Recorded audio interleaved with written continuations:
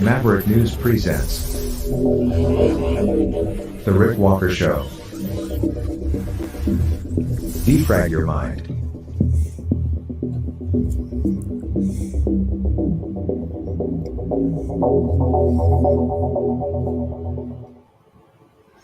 Good evening, everyone. Maverick family, welcome back.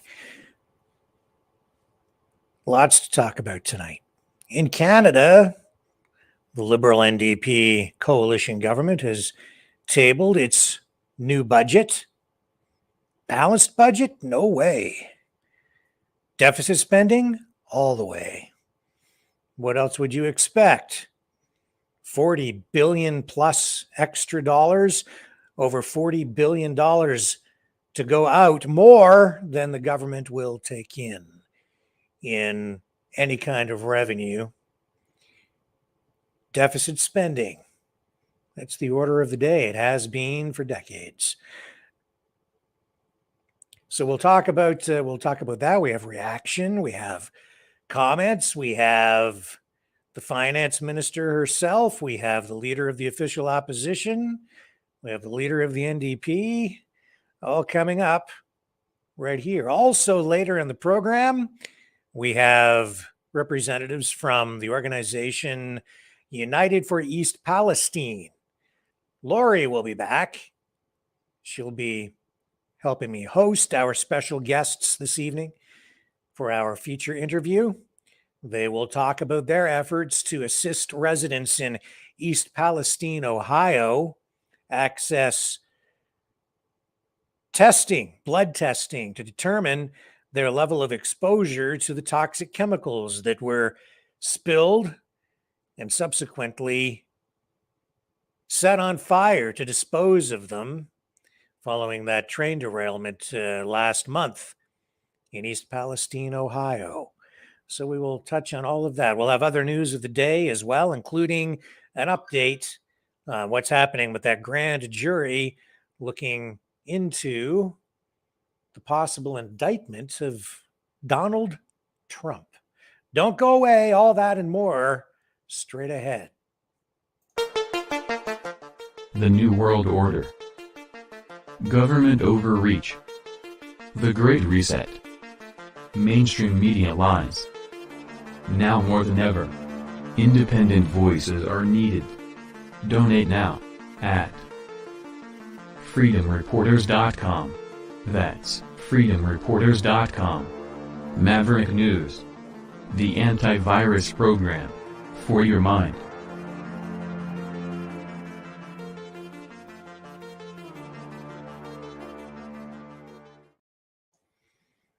Okay, I'm back. So, what is this federal budget in Canada all about? Let's start there, because for our Canadian viewers, this is a big day. It also provides insight into the global economic conditions for all of our viewers outside of Canada, especially in the United States. And part of the overall budget strategy in Canada today is a response to the Inflation Reduction Act in the United States, which essentially opens up the purse strings and throws a lot of money at an inflation problem that was created by spending a lot of money, which boggles my mind. But here we are on this 28th day of March 2023. So in today's federal budget, it's projected to be a budget that will put Canadians another $40.1 billion into the financial hole. That's right, a $40.1 billion deficit, probably more. That's about $10 billion more than they were actually forecasting in last fall's economic forecast. So the Liberals, who are, of course, in charge with Justin Trudeau at the helm, say that it's all because of a slowing economy. And that tells you right there that they have a big problem on their hands, because by acknowledging that they have a slowing economy and also dealing with what is undeniable inflation, they're looking at a stagflation, which doesn't give them much room to maneuver. And it needs a very particular kind of economic solution, which they are not, in my opinion, offering up here today. So what they're doing is they're throwing money at certain segments of the population that they think either need assistance because of rising inflation, or to areas of the economy that they want to grow because they have specific kinds of things on their agenda. For instance, green technology initiatives. So they do have money earmarked for some of those kinds of projects. And we've seen the government come through with huge grants and incentives, financial incentives for automotive companies and manufacturers as they push the electric car initiative. So they are going to spend nearly $70 billion more between now and 2027, 2028, with almost $60 billion rolling out over the next 5 years. And yet, while they're doing all that, they're claiming that they'll be offsetting all of that with close to $25 billion in cuts and savings. That kind of language just defies logic to me. The reality is they're going into the hole. And so, yes, they may be cutting spending in some areas, but they're obviously increasing spending in others. So the end result is they're still spending far more money than they are going to be taking in. And that means that the overall debt will grow. Canadians in general, if you speak to them, don't really understand the difference between a deficit and the debt.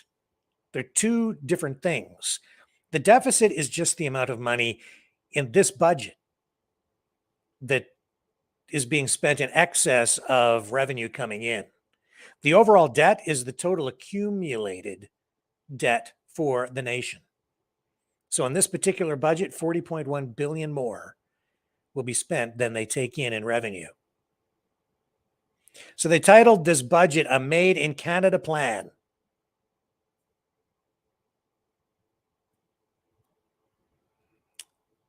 And even though it's forecasted at $40.1 billion, it's actually closer, probably by the time they're done, to about $43 billion in this fiscal year that they will spend in excess when you look at the entire budget, which is over 200 pages long, 255 pages to be exact.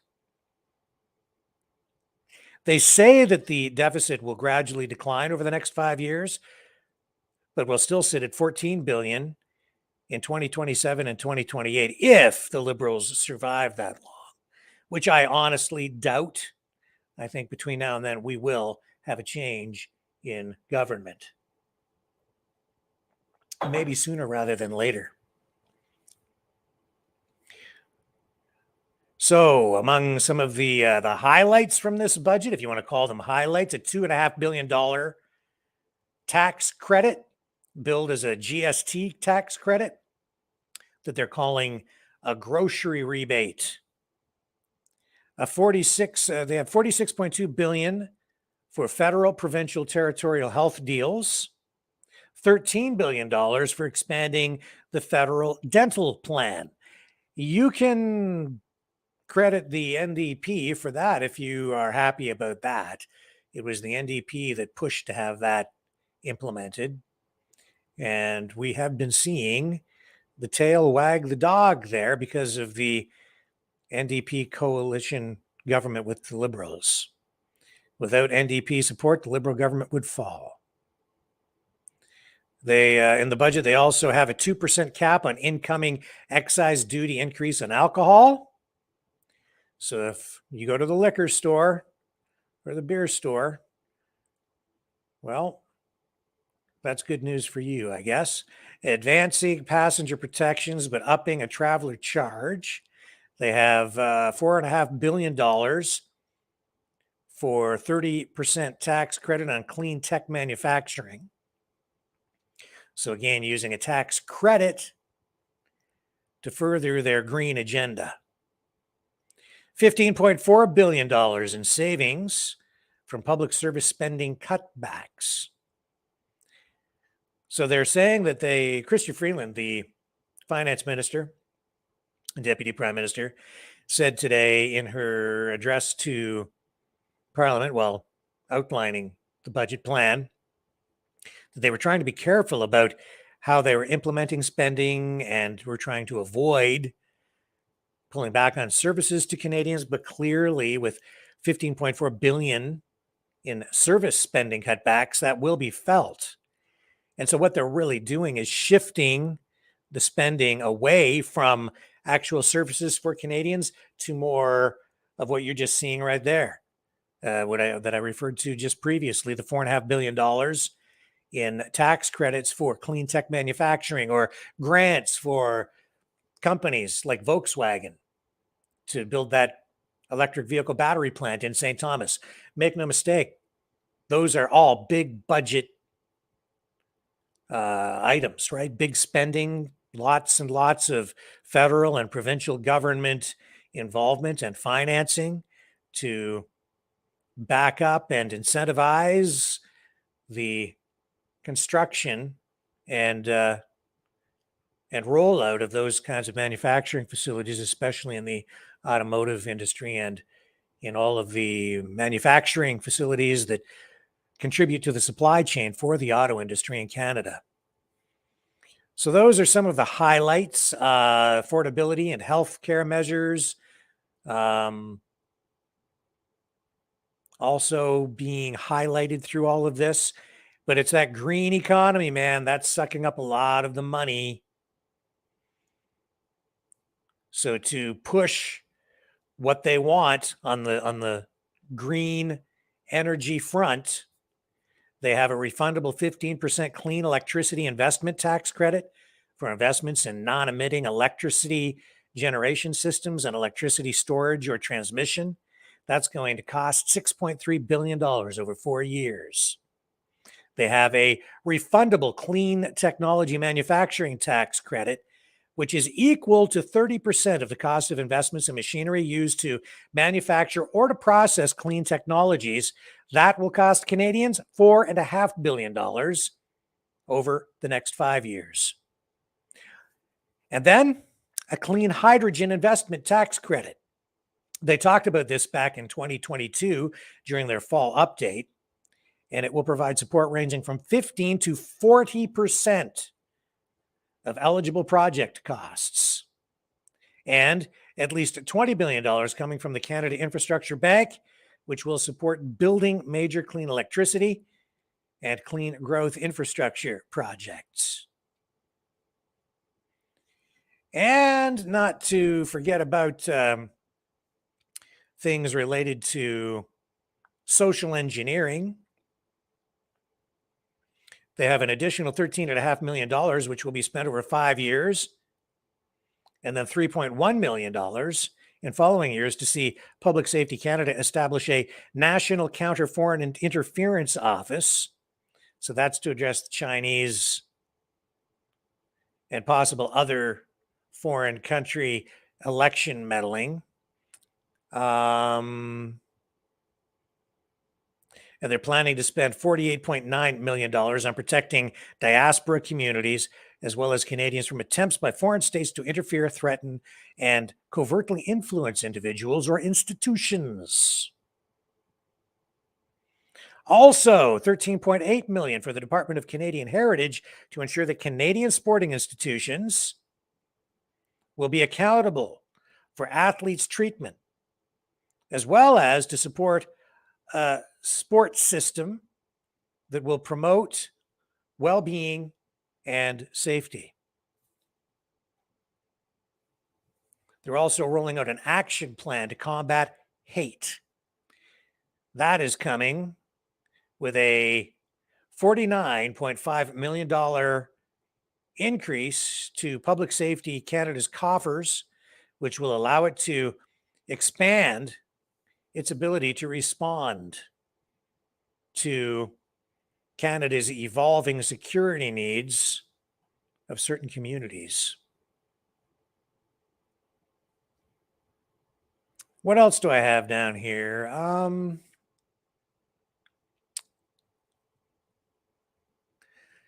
So yeah, like I say, they were saying that they are trying to reduce spending in certain areas to be fiscally responsible. But at the same time, they're actually increasing the overall spending.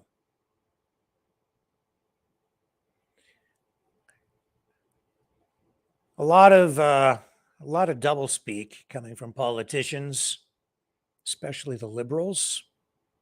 The country's overall debt, by the way, over the next 5 years will actually rise to $1.31 trillion.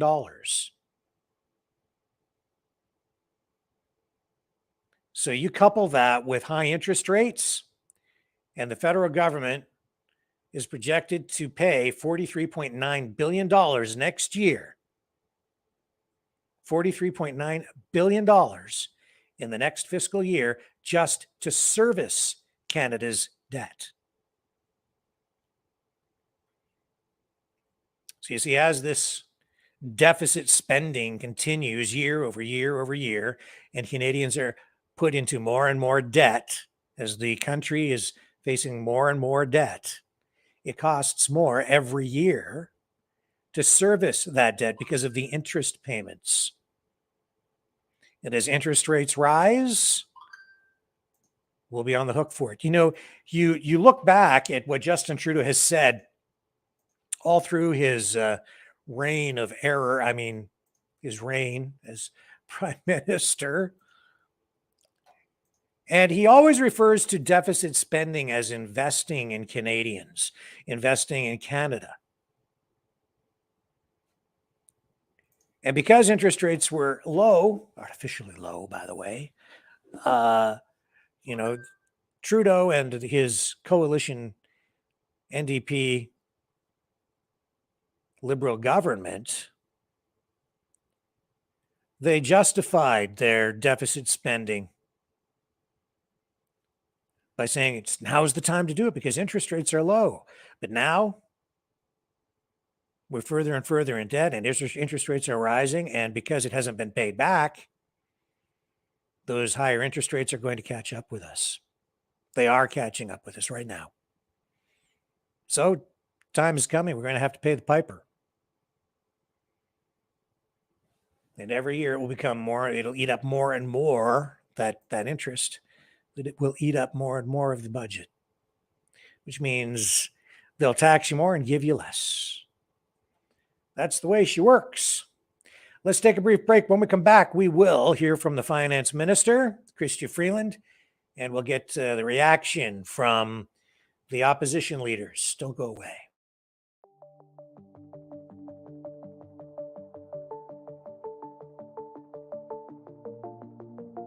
Greetings, brave Mavericks. Our quest for truth continues. We go beyond fake news. Together we expose propaganda. Together we pull others out of rabbit holes. We are maverick thinkers. We are all unique individuals, defenders of individual rights and freedoms, credible, trusted, grounded in reality. Maverick News, Maverick News. Defending free speech, free speech. Donate at freedomreporters.com. Do it now. Tomorrow may be too late. Maverick News. The world is watching.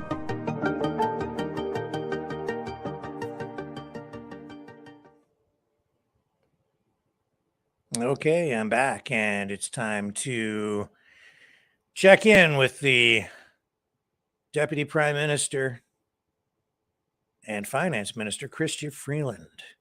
Here she is. She's meeting with media following her outline of the federal budget here in Canada. Avec ses solides facteurs économiques en toile de fond, Le budget de 2023 arrive à un moment important pour le Canada.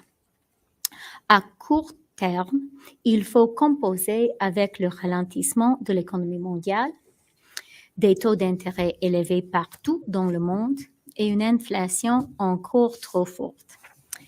In the months and years to come, we must seize the remarkable opportunities for Canada that are presented by two fundamental shifts in the global economy: the race to build the clean economies of the 21st century, and our allies' accelerating efforts to friendshore their economies by building their critical supply chains through democracies like our own.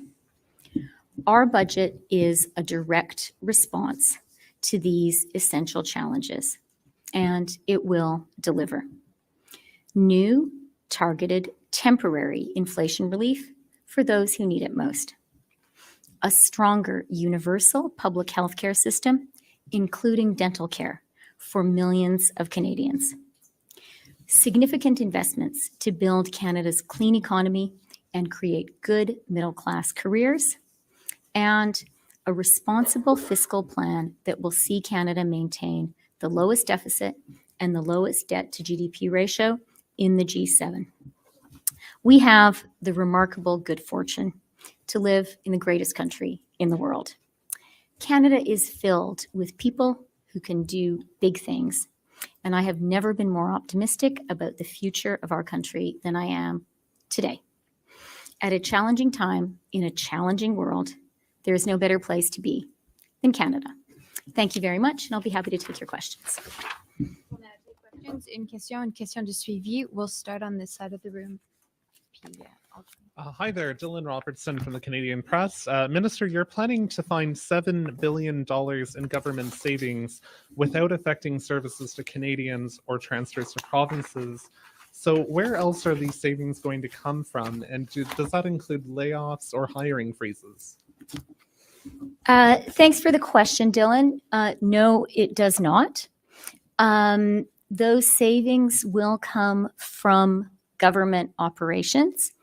And I think that those savings are imminently attainable. I also think that it's the right thing to do because we needed in this budget to find a balance between continuing to invest in Canadians, to invest in affordability for Canadians who are feeling the pinch of inflation right now, to invest in healthcare, including a historic expansion of healthcare to include dental care, to invest in building the clean economy of the future and the jobs that go with it. And at the same time, it's really important for us to continue to be a fiscally responsible government, to maintain that AAA credit rating. And so finding that balance, I think, quite appropriately involves the government taking a look at how we do things ourselves and doing it a little more efficiently so that we can afford to continue to invest in Canadians. And Minister, dental care was never part of your electoral platform, and now the startup costs and the ongoing spending are both higher than you had originally planned for. Why prioritize this massive spend on dental care instead of other priorities that you actually ran on? I have to say, Dylan, I am really, really proud to be an MP in a governing party, to be a minister in a government that is expanding dental care to cover all Canadians. I remember as a kid growing up, you could tell whose parents didn't have a lot of money by the state of their smile. And I think that's a horrible thing. And so actually, I think it's really right and appropriate for dental care to, like all the other healthcare Canadians get, to be something that you get when you need it, not based on the size of your bank account. Thanks, Dylan. Next question. Les hauts fonctionnaires ce matin nous disaient que c'était un budget de choix. Malgré tout, vous avez plusieurs dizaines de milliards de dollars en nouvelles dépenses. Alors, peut-on vraiment parler de choix dans ce budget? Absolument. Pourquoi? On a fait 3 grands choix. Investissement dans l'abordabilité pour les Canadiens, parce qu'ils en ont besoin aujourd'hui. Deuxièmement, les investissements dans la santé, incluant les soins dentaires. Et troisièmement, dans la création. So let's pull out of Chrystia Freeland and get the reaction from Pierre Poilievre, the leader of the official opposition, Conservative Party of Canada. And here he is, Pierre Poilievre. Aujourd'hui, la coalition coûteuse des libéraux et néo-démocrates ont attaqué les chèques de paie et les pensions des Canadiens avec des dépenses qui équivaut à peu près 4 200 $ pour chaque famille canadienne. C'est des hausses de taxes, des hausses d'impôts. So I can tell you that the Conservatives not supporting this budget. A demandé 3 choses que le gouvernement. They were looking for no new spending and no new taxes, pour éliminer l'inflation, les which they did not get. Pour que les Canadiens puissent ramener davantage chez eux. Just one moment.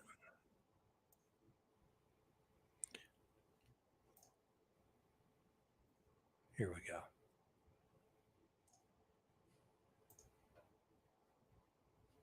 This budget by the costly coalition of the NDP and Liberals is a full frontal attack on the paychecks of hardworking Canadians.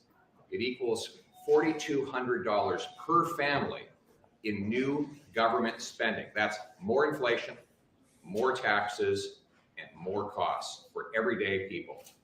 There's no common sense. We asked for 3 things. The government should have brought home lower prices by eliminating inflationary deficits and carbon taxes, brought home powerful paychecks with lower taxes that reward hard work, and brought homes people could afford by getting rid of the government gatekeepers to speed up and lower the cost of building permits. Those are the 3 demands we put forward, and those 3 demands have not been met. This is an attack on the hardworking people of this country, and that is why Conservatives will be voting no. Instead, we will vote to bring home powerful paychecks, bring home lower costs, and bring homes that people can afford. It's common sense. Let's bring it home. A big chunk of the money goes toward, obviously, dental coverage. This is not something that the government ran on as a mandate. What do you make of this, that, you know, a huge amount of taxpayers' money is going toward this initiative when they didn't run on this issue?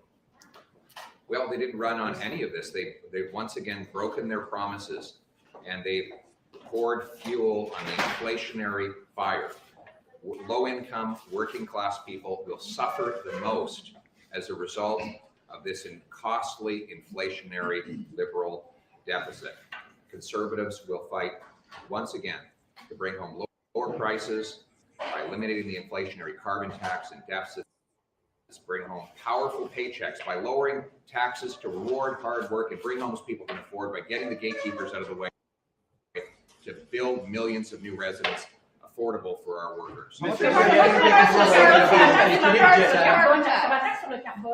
On sait que le gouvernement fédéral veut maintenant lier les mains des prochains gouvernements pour vous empêcher. Impossible.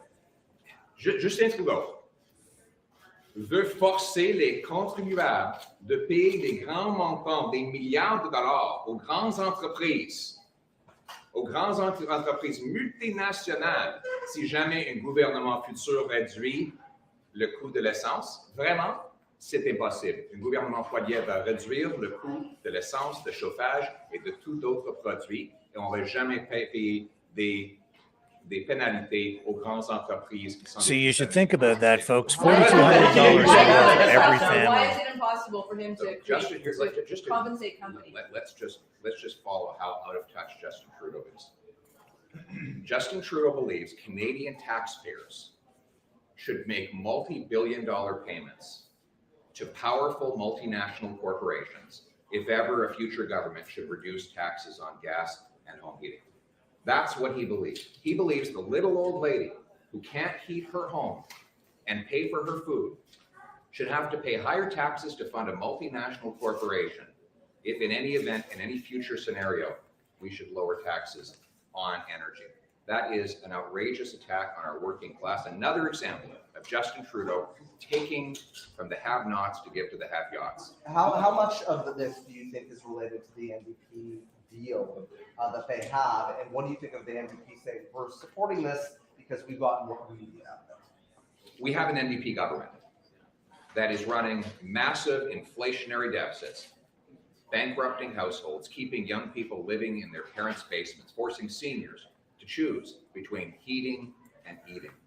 There is literally only one party that is championing the hardworking people who contribute and make this country work. We, as Conservatives, will fight for a Canada that works for the people who work. It's common sense. We need to bring it home. Le retour à l'équilibre budgétaire devrait se faire quand et de quelle manière? Pardon? Le retour à l'équilibre budgétaire devrait se faire quand et de quelle manière?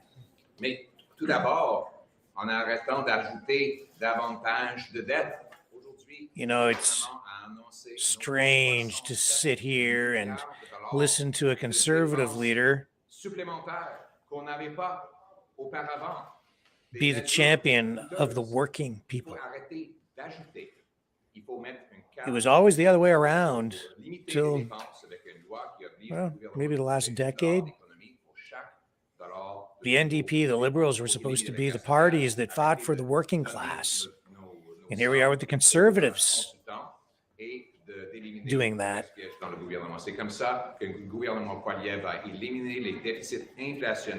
Conservatives were always supposed to be the party that supported big corporations, big business. On foreign interference, there are a pair of measures in the budget to try and deal with this. More money from the RCMP to investigate and liaise with diaspora communities, and the creation of a new counter-foreign interference office. Is that enough in your eyes? Would you like to see more? And specifically, what more would you like to see in the budget? Well, it's not just more money. We need a prime minister who protects our democracy. This prime minister was aware that the dictatorship in Beijing was interfering in multiple elections to help him get elected.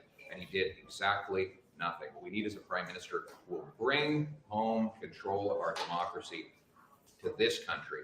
This country should control its own democracy, not Davos, not Beijing. No one outside of the walls of our country should determine what happens in our land. And I will stand up for our democracy. I'm wondering if there's anything in this budget that you support, that you think will move Canada forward and will help Canadians when it comes to affordability. No, there's nothing that will help with affordability. Everything in this budget will make it more expensive to eat, heat, and house yourself. But there is some positive proposals for First Nations.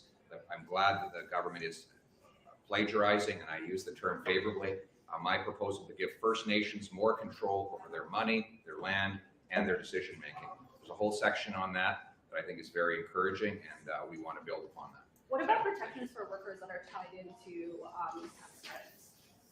Well, the Prime Minister wants to tax people's paychecks more. That's an attack on workers, not a benefit to workers. So we believe in lower taxes that reward hard work. There's a war on work in this country. Right now, you can lose as much as 89 cents for every extra dollar you earn. Losses that come through clawbacks and taxes. When you punish work, you get less work. A Polyev government will reform taxes and clawbacks so that people bring home more of each dollar they earn, and hard work pays off. Thank you very much. Pierre Poilievre. And to be fair, we better get Jagmeet Singh from the NDP in here too. We need to try to be balanced and fair, right? So here he is.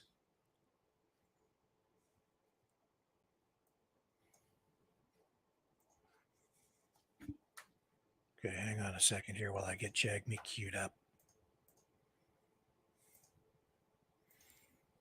Here we go, Jagmeet Singh. Tough thing. I could say I'm really proud that we were able to force this government to expand dental care. That's going to save money for families. That's going to mean that they're going to be able to take care of the teeth. It's the biggest expansion of our healthcare system in a generation. It's truly going to be life-changing, and it's something that we're really proud of. That's going to really help Canadians in a real concrete way. We're also proud that we forced this government to save people money, put more money back in their pockets with the GST rebate, which has been rebranded the grocery rebate. That's going to put money back in people's pockets. It's something that's going to make a difference in people's people's lives. And we're proud that we're able to do that. We're proud that we're, for the first time ever, able to connect government investments to good wages. That's never been there before, having those strings attached that we're going to give supports and incentives to tackle the climate crisis only if there's guarantees for good wages, good pay, and support for union jobs. That's something that's never been done before, and we're proud of that. We're also, on a number of areas, not satisfied that government hasn't responded to the urgency of the housing crisis, that they haven't put in place changes to EI, given that we're up against a recession. So there's things that we're not satisfied by, but we're very proud of the work that we've been able to do. So are you going to be supporting this budget is the big question. Yes, we'll be supporting the budget. We're going to be supporting the expansion of dental care. We're going to be supporting giving people some money back in their pockets, helping them save money. We're going to be supporting the good wages tied to investments. We're going to be supporting the relief that Canadians deserve and that we force this government to deliver.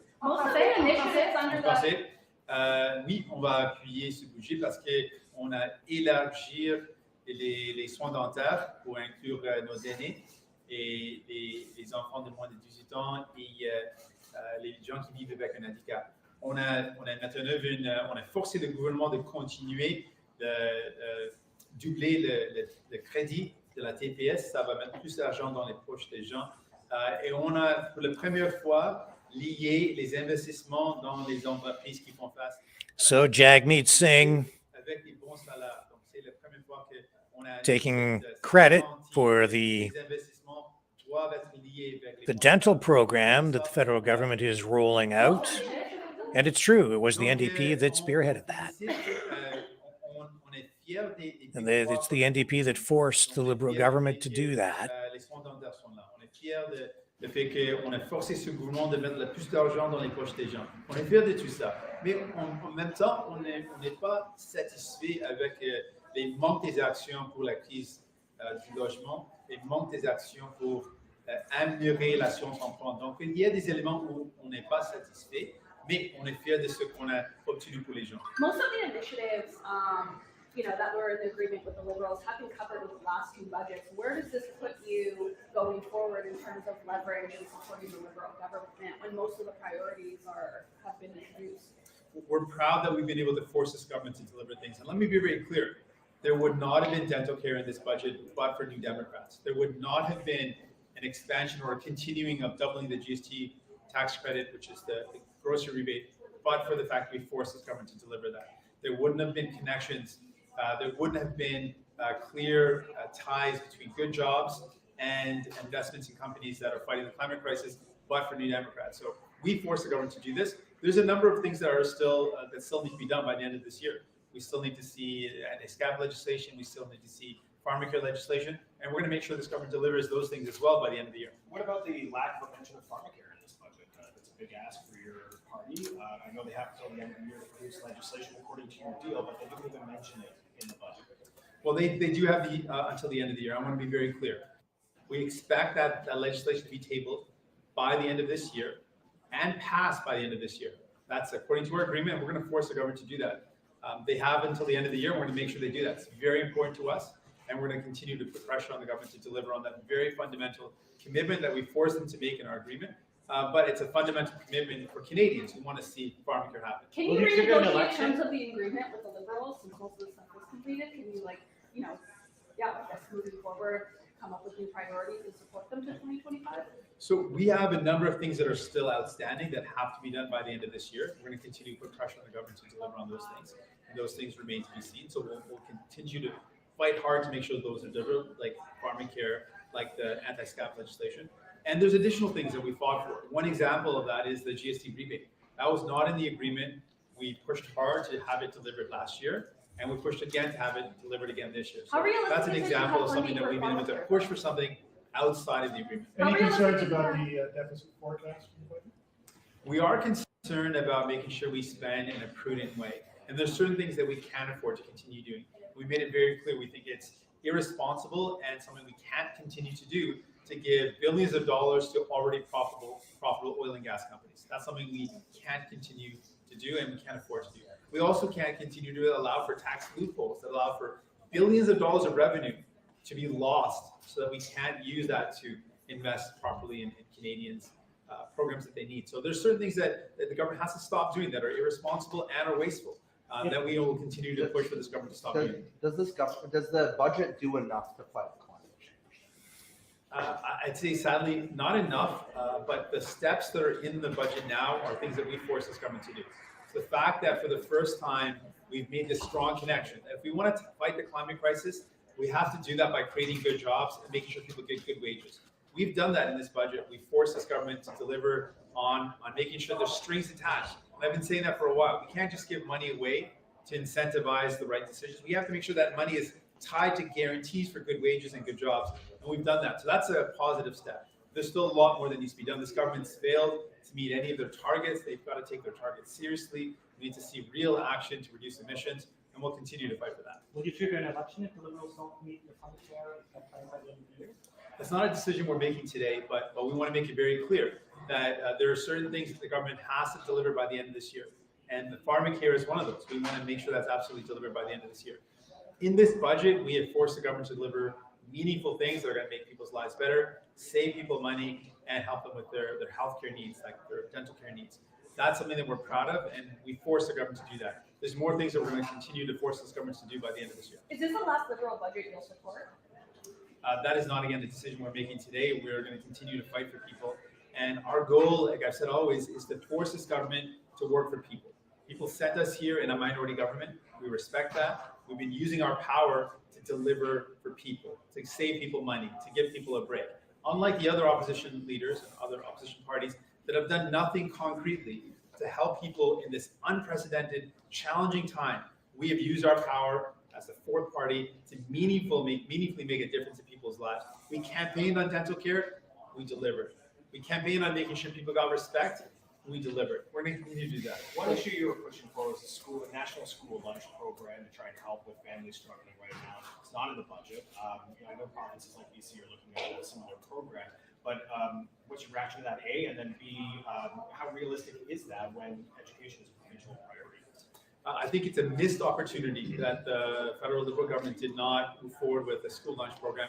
It's something that we can do. We can partner with provinces, have the funding to make a commitment to work with provinces to deliver this. Again, while certain areas are clearly provincial jurisdiction, that doesn't preclude the federal government from working together with provinces to deliver on things like childcare. That's something that is not necessarily a federal competence, but we actually used our power to force legislation to make that childcare agreement that the federal government was able to do permanent. We believe that's something that the federal government can do. We can work with provinces to deliver meaningful help to people. And that just because something is strictly a jurisdiction of the province doesn't mean we can't find a way to work with provinces to deliver that. And the school lunch program is an example of something that we can do if we work with the federal, with the provincial parties, provincial sections to work to make sure that's delivered. It can be done, it should be done, and we continue to believe that that's something that the government should have done in this budget, but it didn't. A huge chunk of the new spending is for obviously dental care. Are you concerned at all that Canadians are going to be upset with the NDP over, the 3-year spending that you did kind of hold over the Liberals to push through? I think Canadians are going to see a savings that they're going to realize. I think they're going to be happy to see that on average, families are going to save at least $1,200 per year. That's meaningful. We're going to save families another $500 up to $500 by putting more money back in the pockets with the GST doubling of the rebate. So these are concrete measures to save money for people. I think Canadians are going to be happy with that, and they're going to be happy knowing that they're going to be able to get their teeth fixed. That's something that Canadians are going to be happy with. Last question. Do you think that we'll ever see an excess profit tax under this government? I'm concerned that so far the government has not really signaled an openness to doing that. And it's concerning because other countries around the world have acknowledged that that is a concrete way to tackle the greedy CEOs that are using inflation as cover to increase their profits. Other countries in Europe have put in place excess profit tax. We think that should happen here in Canada as well. It could happen with grocery store, massive corporate chains that are making record profits while charging record prices for Canadians. And so we still believe that that is the right thing to do. Excess profit tax can be put in place, and we'll continue to fight for that. Can I just ask you on affordable housing, what would you like to see on affordable housing? Thank you. Okay, that wraps up our coverage of today's federal budget in Canada. Don't go away. More ahead right after this.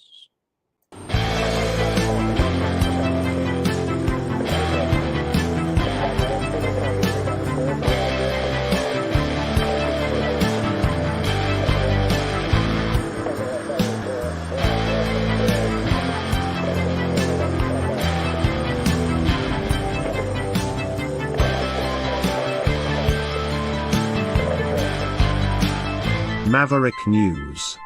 Fighting for freedom. Before we move on, I just going to give you a reaction, an opinion, a perspective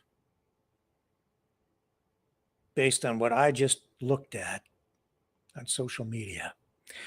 As when this show is on, I look all the time at social media feeds.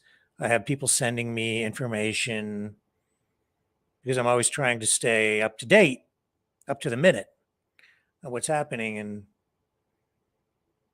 the news cycle so that I can bring you the most recent factual information. And I just witnessed saw two things that just left me feeling empty, shocked, disgusted, discouraged, a little bit hopeless, honestly. I just watched a video on Twitter of some guy with no context given. I have no idea where it was, but some guy standing on a road where police, I don't think it was in Canada or the US, it must have been in another country because I did not recognize the uniforms. I'm not going to run this footage, but there had to be 1, 2, 3, 4, just maybe about 7 or 8 police officers, and then a couple more walk out. They're all armed, and there's this guy standing on the road. They're speaking to him, and then they shoot him. All of the officers open fire on this guy. So that was on Twitter. No context given. I have no idea why. And then I watched another video just a couple of minutes later, shared by a prominent Canadian politician. I won't say who. And I don't know where this was either because, again, no proper context given, no real detailed information. But some guy, and it appears to be a cafe, who is stabbed. Looks like in the stomach, blood pouring out all over the sidewalk in the blocked off area where the tables are set up, but on the sidewalk. It's like a sidewalk cafe. Well, somebody's walking up with a cell phone rolling. Nobody comes to help the person. Someone's yelling, call for help. And I'm just appalled. I don't know if that's news, but it's certainly the reality today. Posting the video, the politician makes comment on the state of our society today, but just by posting the video is also a statement on the state of today's society. It's shocking.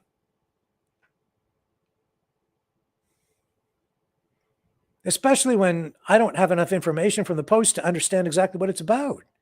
It almost seems like the post itself is gratuitous and in poor taste, unless I'm missing something. But without having a reason to post it other than for shock value, I don't know what the point of it is. Make a statement, yes, share the information, sure. Give people full perspective, let people draw their own conclusions, share information. But if you're going to post content like that, I would hope there's a real reason for it. And whatever that reason is, it should be conveyed. Why just post it unless you're just looking for clicks? Because it's gratuitous. Sensationalistic. What is the point if you don't provide a point? then it's just pointless violence.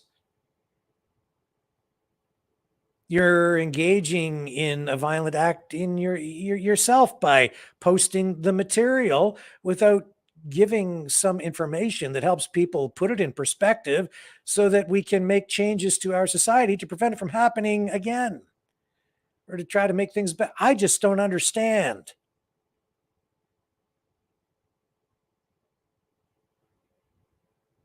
And then to comment about the deterioration of our communities, our society, because you're looking at this kind of activity, this sort of thing happening, and people not calling for help or not helping the person who's dying on the sidewalk,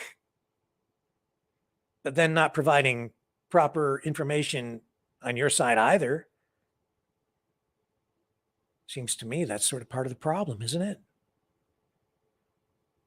I guess I've just gone off on a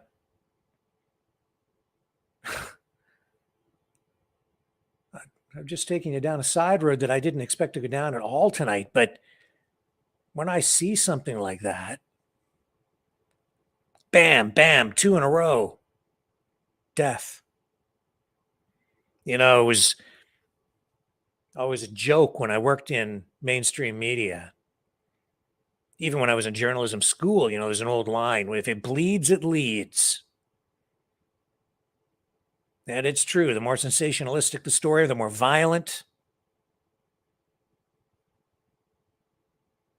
the more you know you're going to build your ratings. And they put those stories right up front and center. They lead the newscasts.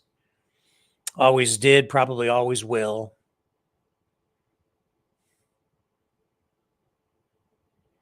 Doesn't make it right. KGO television.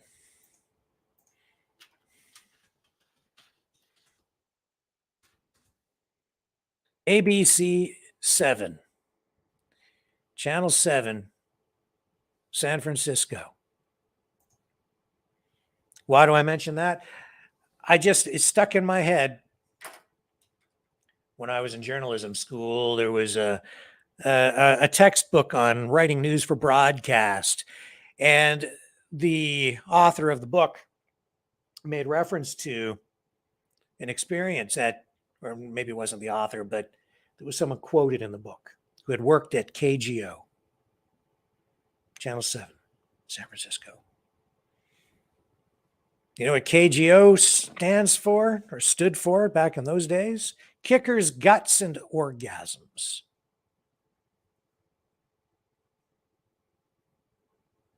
I suppose when you deal with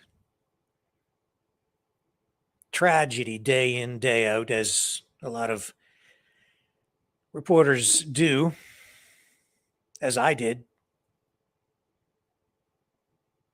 you find a way to kind of block it out, just like a police officer or a paramedic or a firefighter. I think a lot of people, they get hardened over time from seeing those sorts of things, police officers included.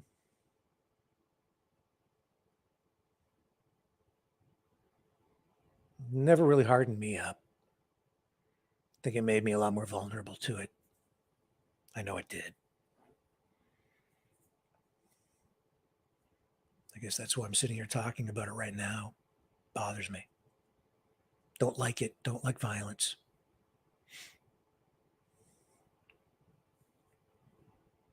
It's so senseless. No need. Got to stop it, man. People being killed on buses, Toronto. People being stabbed in sidewalk cafes.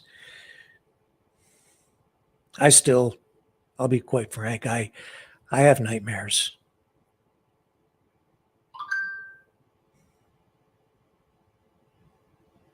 I still think about a lot of the things I've seen over the years. A lot of bent sheet metal on the 401. And a lot of dead bodies.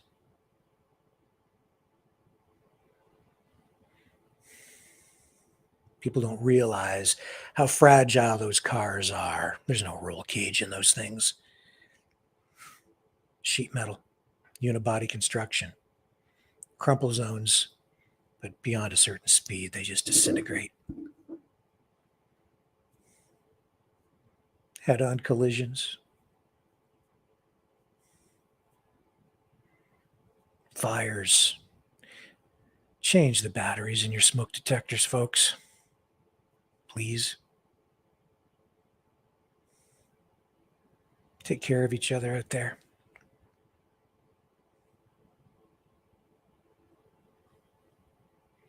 I went to a car show. Got to be 10 years ago. Retired police officer, local cop, super nice guy. He had a little van that he'd done up it was like a little go-kart thing. He had a little red light on it and stuff, and he let kids ride around in it. He had a little mini, like an actual car that he did up like a police car too. It was so cute. And the back end flipped down, and you could put the go-kart right inside. And I sat and talked to him for about, an hour. Just about his experience as a police officer. And so much pain. And he wasn't just outright crying, but the tears started to come out of his eyes that day.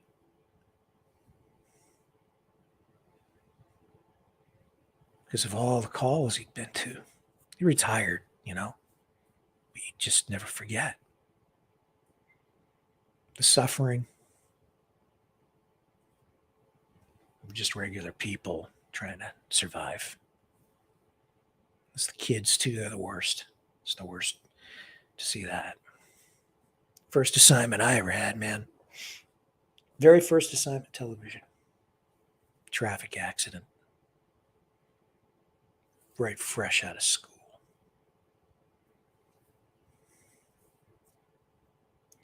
T-top Camaro totaled. 2 people dead.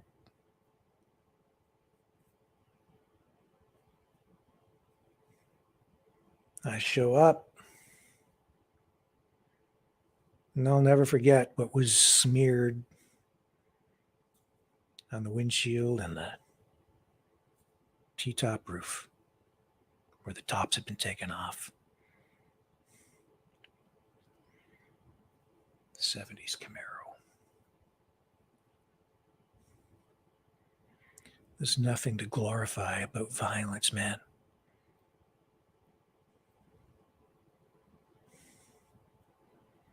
Think twice before you start posting that stuff. If you're going to do it, make sure you do it for a reason.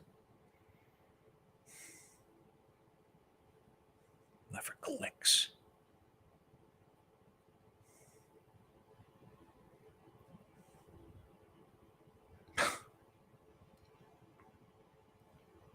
Let's get back to reality.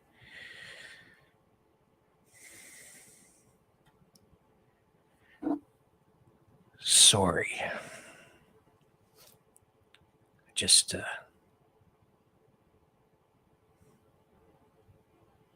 just worry where we're going.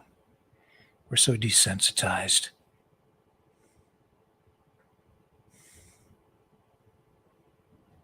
So damn desensitized.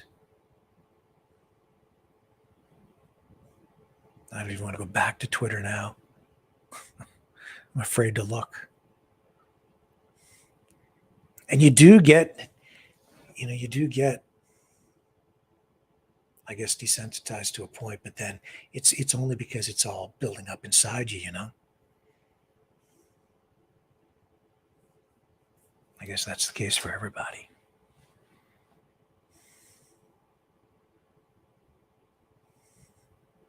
I covered a fire one time.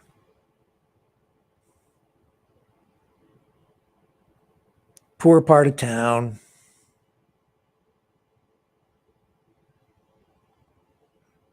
I roll in there, camera guy with me. And the firefighters are there. This house was still on fire. And they carried out 5 kids. 5 little tiny kids. And they laid him on the front lawn, covered up.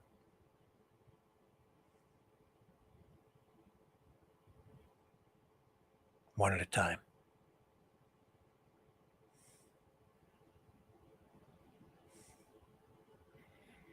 Sears into your brain, right? That stuff you just don't ever forget.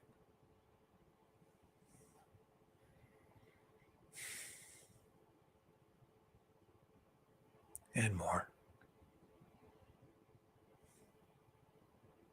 I can still smell the death sometimes.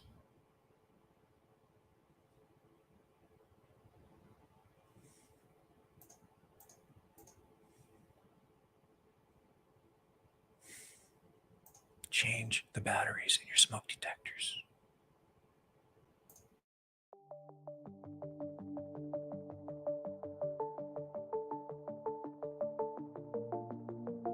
Greetings, brave Mavericks.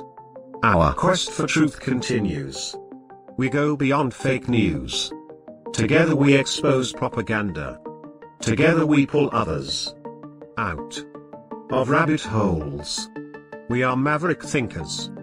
We are all unique individuals, defenders of individual rights and freedoms, credible, trusted, grounded in reality. Maverick News, Maverick News. Defending free speech, free speech. Donate at freedomreporters.com. Do it now. Tomorrow, maybe too late. Maverick News. The world is watching.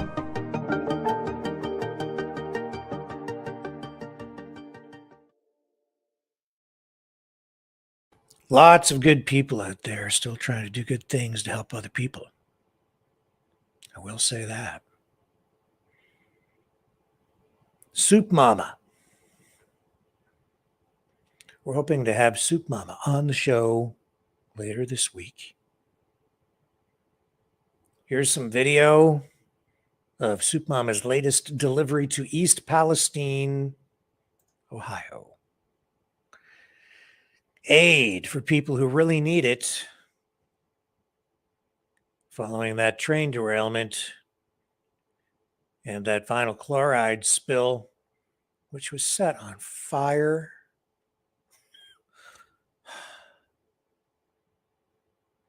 Anyway, let's let a little of this video roll from Soup Mama.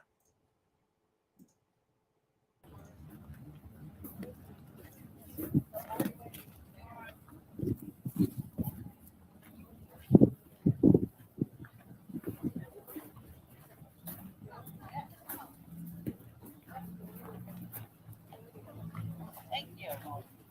Yes.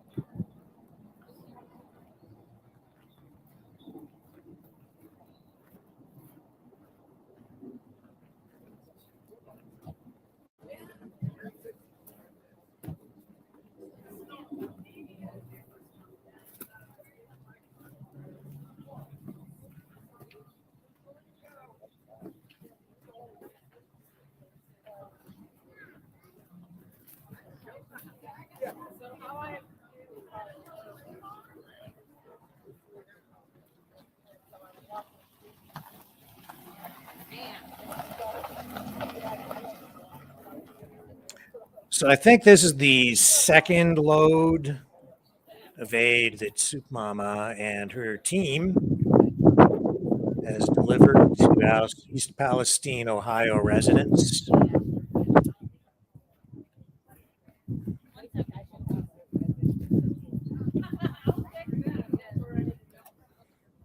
And I know that they're still looking for additional assistance.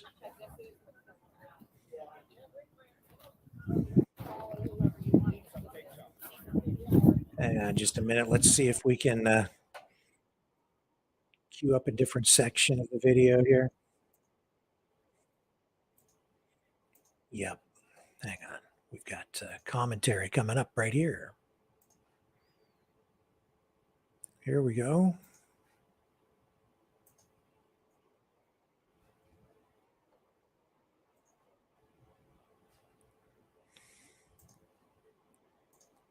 Yeah. We'll get commentary coming up right here. Here we go.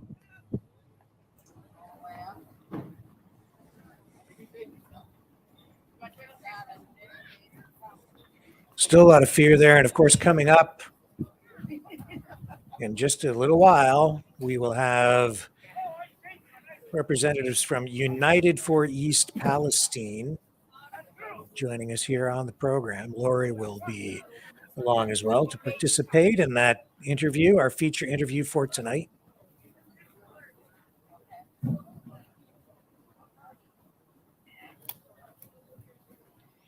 And while we watch this roll, I'm just going to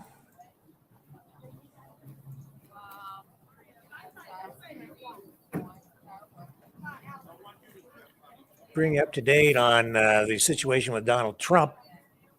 The grand jury is the grand jury vote not likely to happen until next week at the earliest.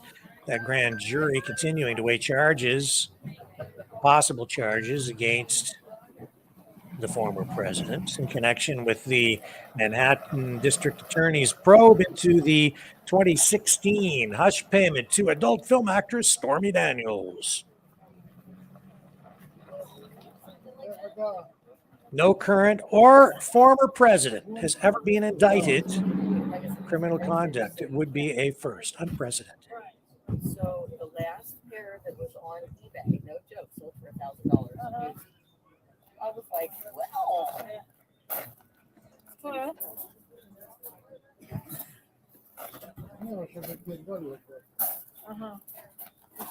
Apparently, the former publisher of the National Enquirer was seen leaving the district attorney's office. All right, guys. I'm just going to check the comments here. Oh, man.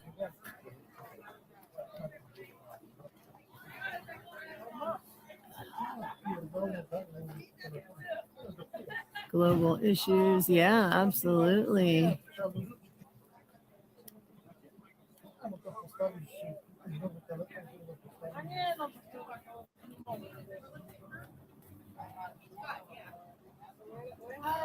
So still no indictment, no arrest, no handcuffs, no padded cell for Donald so far Trump. I'm doing all right, Jay. I'm gonna take this down off the tripod for a little bit. I got a chance to eat a little something, so I'm starting to feel a little better. I was getting a little peckish for a minute. Hang on. I still have this thing hooked to the battery pack, guys. So please bear with me. Yeah, I'm doing okay. Like I said, I feel a little better now that I ate something. I was starting to feel a little bit funny for a while. I definitely, like I said, the peppery taste it's pretty wicked today, actually. That's one thing I did notice. My breathing isn't so bad though. I can taste it. I can feel it a little bit in my throat now. So it is kind of like settling in after a while. Thanks, sweetheart. Not that tough. Well, at least I don't think so. But we're staying positive, you know. Like I said, it's not too bad today, though. It's not. I'm just thankful that it's not super windy, so there's not a lot of dust today. Like I said, we're not right next to those tracks like last time, so that is a huge bonus. Because it's, again, that was kicking up a lot of stuff too last time. So I really feel like the location change here, being at the fire company, as far as health wise, it's a little bit easier than the last time. But again, I mean, you can still, like, if you breathe in real heavy, You can feel it like back here. Like you can feel it coming down the back of your throat. It sort of like burns a little, almost like a whiskey would or something when you do a shot. When you breathe in real deep and real heavy. So you kind of get that like burny feeling. I don't really know if I'm up or downwind. There's like really no wind today. So yesterday was so windy. I thought we were going to like blow off the highway. But today is just gorgeous. So I don't know. I mean, this is just, it's a beautiful day. And I am grateful for that. I'm grateful in some ways that it rained so that the dust is down a little bit. Thanks, Elaine. Listen, you did amazing with all those bears. And I just want to tell you, I got to see Agnes hand out a few of them, and that was awesome. So thank you to everybody that bid on the bears and then donated them back for the kids, because that was super cool to see. Thanks, Rajir. Yeah, we have, like I said, we have some more trucks on their way in. They should be here around 3:00. Silence equals complicity. Yeah, absolutely. Absolutely, it does. If you stand silent, you're just as bad as the people doing it. And I firmly believe that. That's how things like the Holocaust happened. People stood by and said nothing. They did nothing. So yeah, that sounds like a really cool shirt, Truth Warrior. You'll have to send me the link or something. That would be a cool one to add. Yeah, absolutely. It was absolutely great for the donation. And like I said, the bears are they're so cute and they're so amazing. And what's really cool is that with Agnes and I having bears of our own and they go all over the place, these kids will be able to go, oh, look at our bears. They're much the same. And, it'll be like a big family thing. At least I think so. I mean, if I was a kid, I would be totally into that, following bears around the world. I think that would be kind of cool. So, I think it's just an amazing thing that you do with them. I think they're absolutely spectacular. And coast to coast, girlfriend, you're not thinking big enough. We had Studo and Stu go visit Canada. So, you got to think internationally here. Dropping stuff out of my pockets. Sorry, guys. But yeah, internationally, honey, internationally. Your bears can be everywhere in the world. They are absolutely beautiful. But yeah, I say from sea to sea. Yeah. Oh, wow. Yeah. Like I said, I was really happy to be able to take them along with me when I went to Canada. So yeah, absolutely. Your bears are worldwide. They are seasoned travelers. And we need to get more bears out there traveling the world. Absolutely. I love the Freedom Bears. I think they're so great. And I think that every kid should have one. But yeah, so we're still, like I said, we're still waiting for some trucks. There's still people obviously coming in and getting donations here and there. So the big push for the morning is over, at least. So that is a bonus. But we still have a ton of volunteers and a ton of products. So if you guys know anybody, Darlington, Negley, East Palestine, that need any kind of supplies, please send them down to the Negley Fire Hall, because everybody is here waiting. And like I said, there are some more donations coming in a little bit. So that'll be really cool. But here, let me flip this around. You can see we got people tooling through the lines here. Yeah, I'm going to have to talk to Agnes about that. I'm kind of jelly. I want my name on the banner too. I like being part of Team Polish Agnes. But I've got one better on her though, and because I've got subscribers. It's just one of those things. I'm sorry, couldn't help it. But no, yeah, Agnes's banner is amazing. You guys are awesome supporting her, and she's an amazing patriot, and I love her to death. So I'm super glad that we're all working together and trying to get stuff accomplished for everybody. Oh, you had to mail her a Visa card? Hey, whatever works, man. Whatever works. Every little bit helps. And as you can see, I see. All right. Well, we'll just have to see how that works. Oh, goodness. But yeah, no, I love working with Agnes. She is such a wonderful person. So, oh, yes, absolutely, Frank. We are making sure that all of us are staying as hydrated as possible, making sure we're taking our vitamins and everything. It is very important for anybody who plans on coming here or helping to volunteer that you take your personal health very seriously.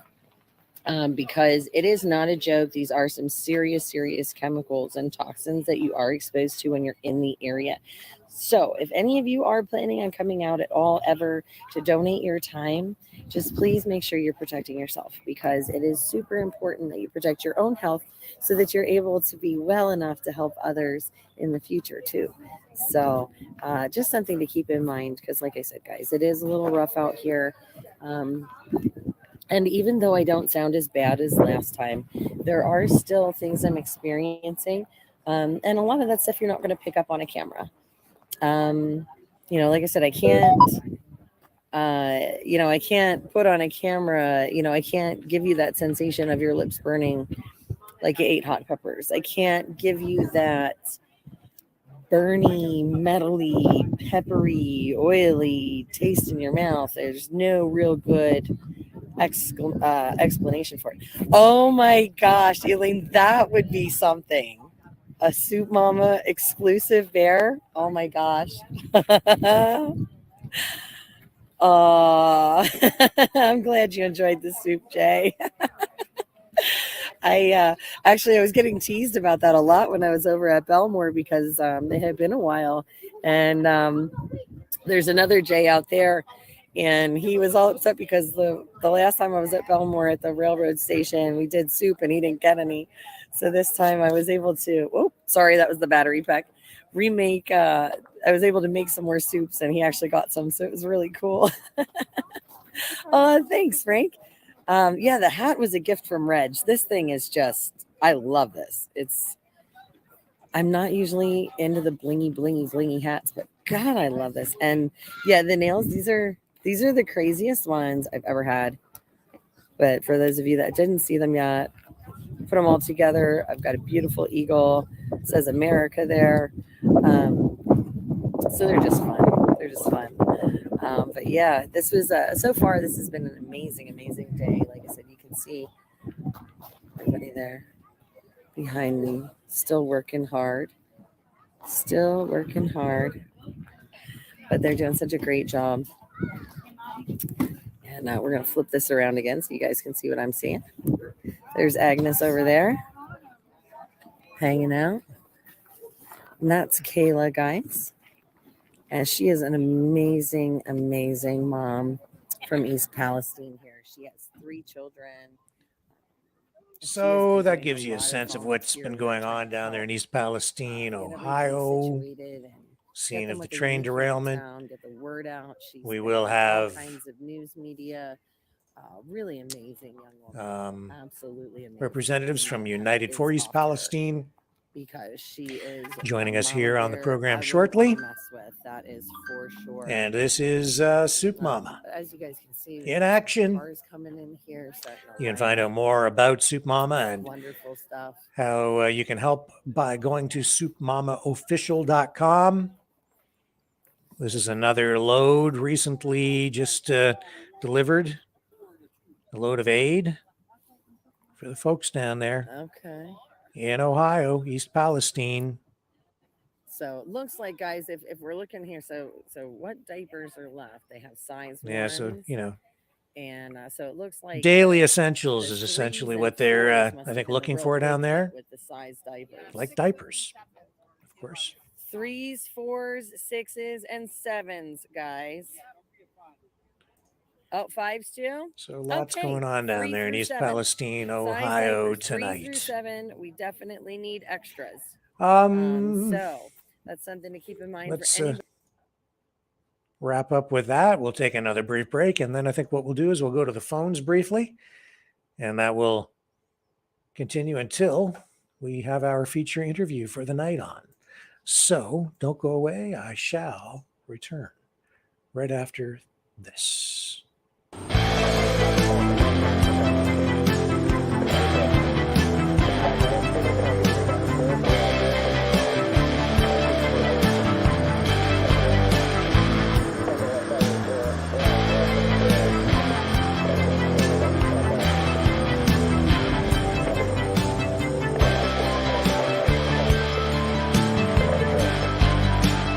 Maverick News. Fighting for freedom.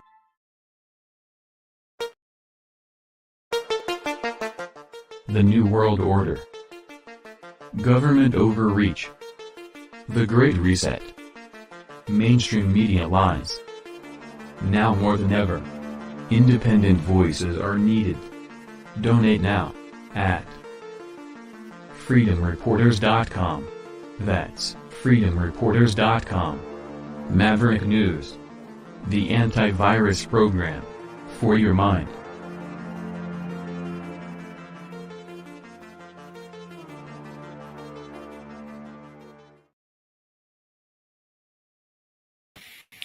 Okay, I'm getting the phone lines set up. Here's the number to call.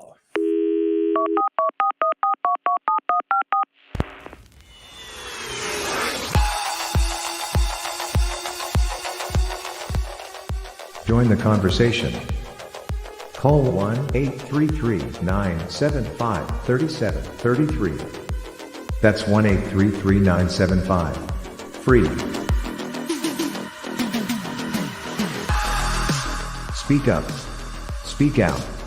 Make your voice heard. Maverick News. Fighting for freedom by defending your right to free speech. Be a Maverick. Join us.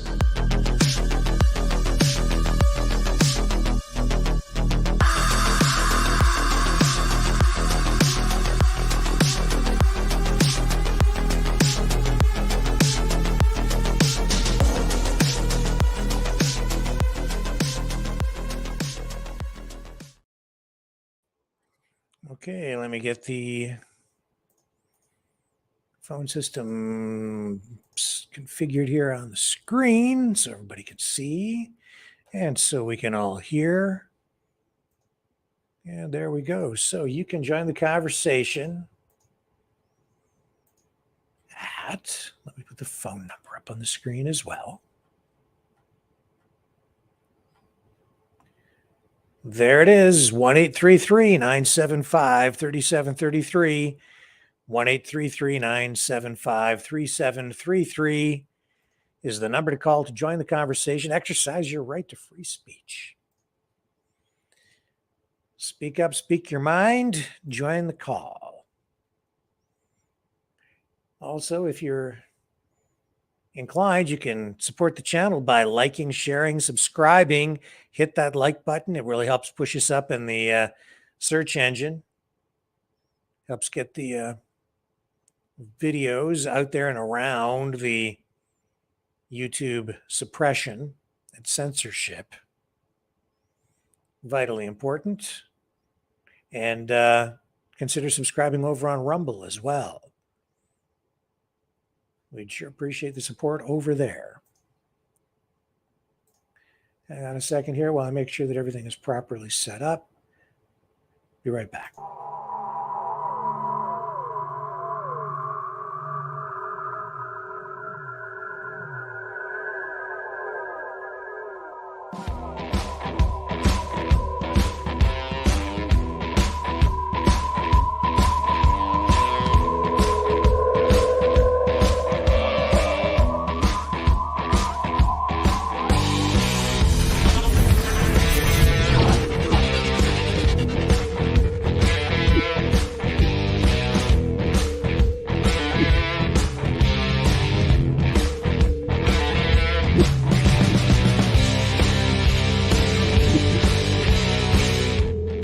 Maverick News. The world is watching.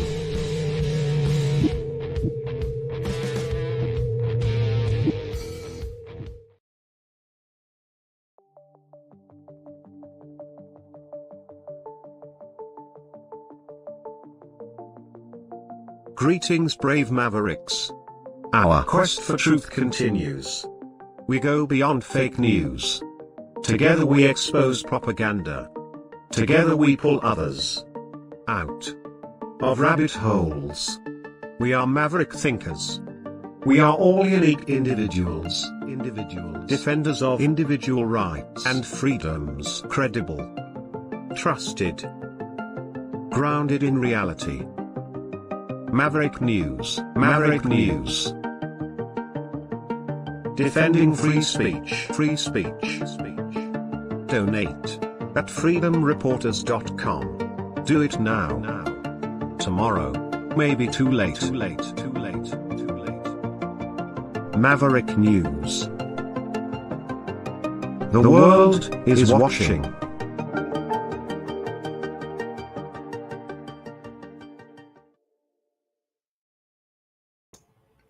So that previous footage from Soup Mama, kind of inspiring. I'm also told that Donald Trump is supposed to call Soup Mama sometime, I think tomorrow, to discuss the situation in East Palestine. And of course, Trump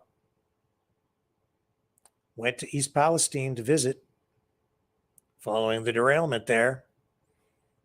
And it looked like because of his visit, Joe Biden's administration was sort of forced into action to take steps to support the people in East Palestine. So I have no calls in the queue, nothing at all, not even one.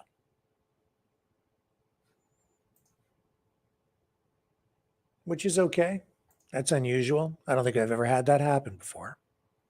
Maybe the phone system is not working. It looks like it's up and running, but no calls coming in, which is fine. So what I'll do is I'll just run another break. We're about a half an hour away from our featured guests joining us, but here you can look at this for a moment. We are Mavericks. We say no to the Trudeau and Biden New World Order. And to bugs. Because bugs are creepy and gross. And people should not eat bugs. Maverick News. The world is watching. Hey, no! It's too much!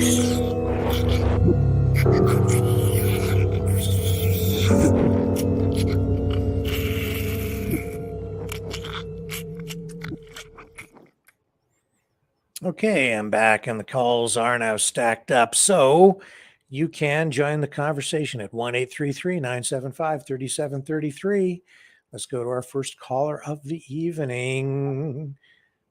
Who do we have on the line? Hey, Rick, it's Steve calling. Hey, my man. How's it going? Oh, not too bad.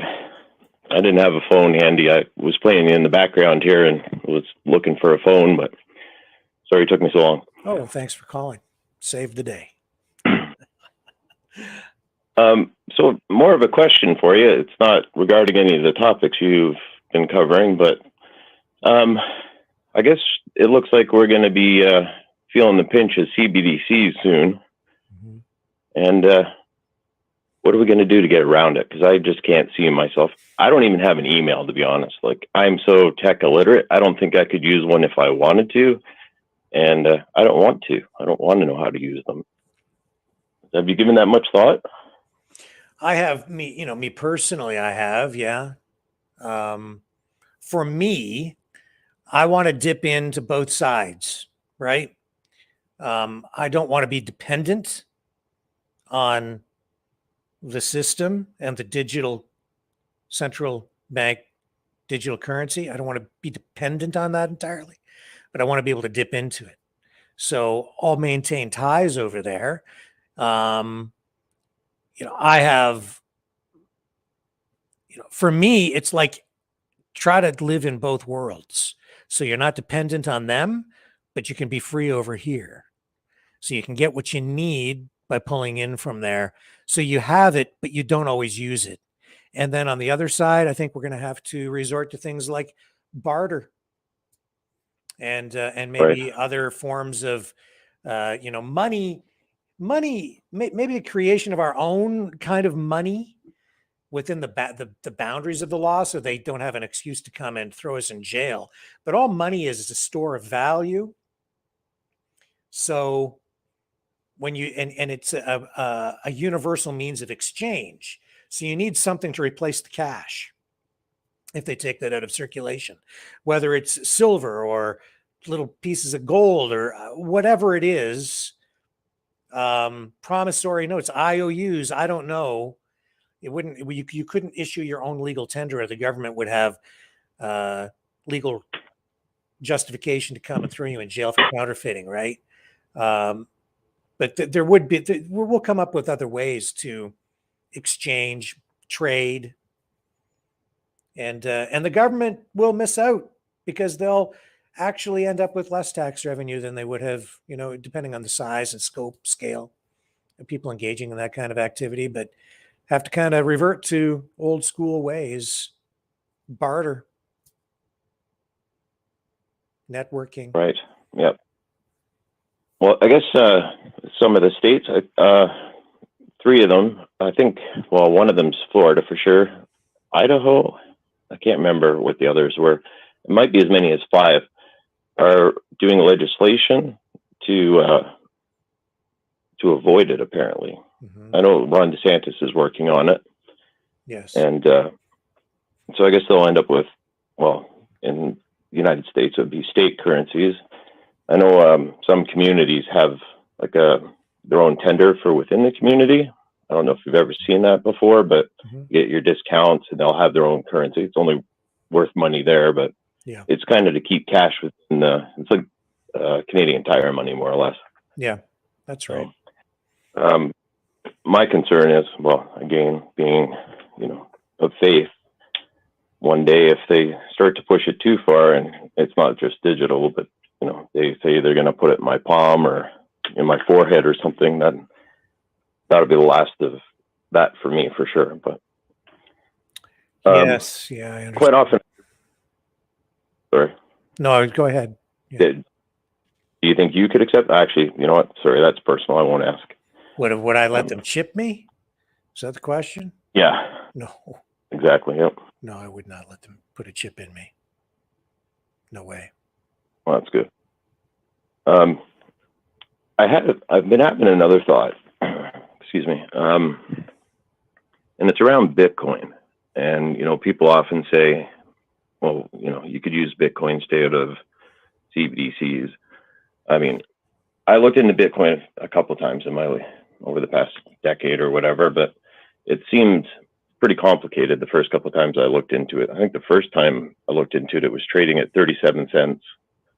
So too bad I didn't stick with it a little more and could have been a Bitcoin millionaire by now. But I have a couple of concerns when it comes to Bitcoin. One is the halving. Somebody posted the halving schedule, and this is one of the things I said about that I didn't trust about Bitcoin. If a Bitcoin goes up to, I don't know, let's say $100,000, nobody can afford it, and they keep fracturing it. And I hadn't even thought about the halving, to be honest. But people say, well, you can buy portions of Bitcoins. And I mean, if you can buy a portion of a Bitcoin, especially if they're going to do halvings, I mean, you could end up with trillions of parts of Bitcoins. It'd be like $1. Like they inflate dollars into the positives, like 31 trillion printed dollars, let's say, versus with Bitcoin, if they had their 22 million and they just kept, making it smaller, but, a 100th of a Bitcoin starts out at $1 and eventually it becomes $50 for that 1/100th of a Bitcoin. It's the same thing. It's just going in the opposite direction. See what I'm saying? I do. There could be an endless supply of Bitcoin. I've thought of that as well. And I've also looked at it from this perspective. It's like, yeah, they do cap the total number of Bitcoins that can ever be produced.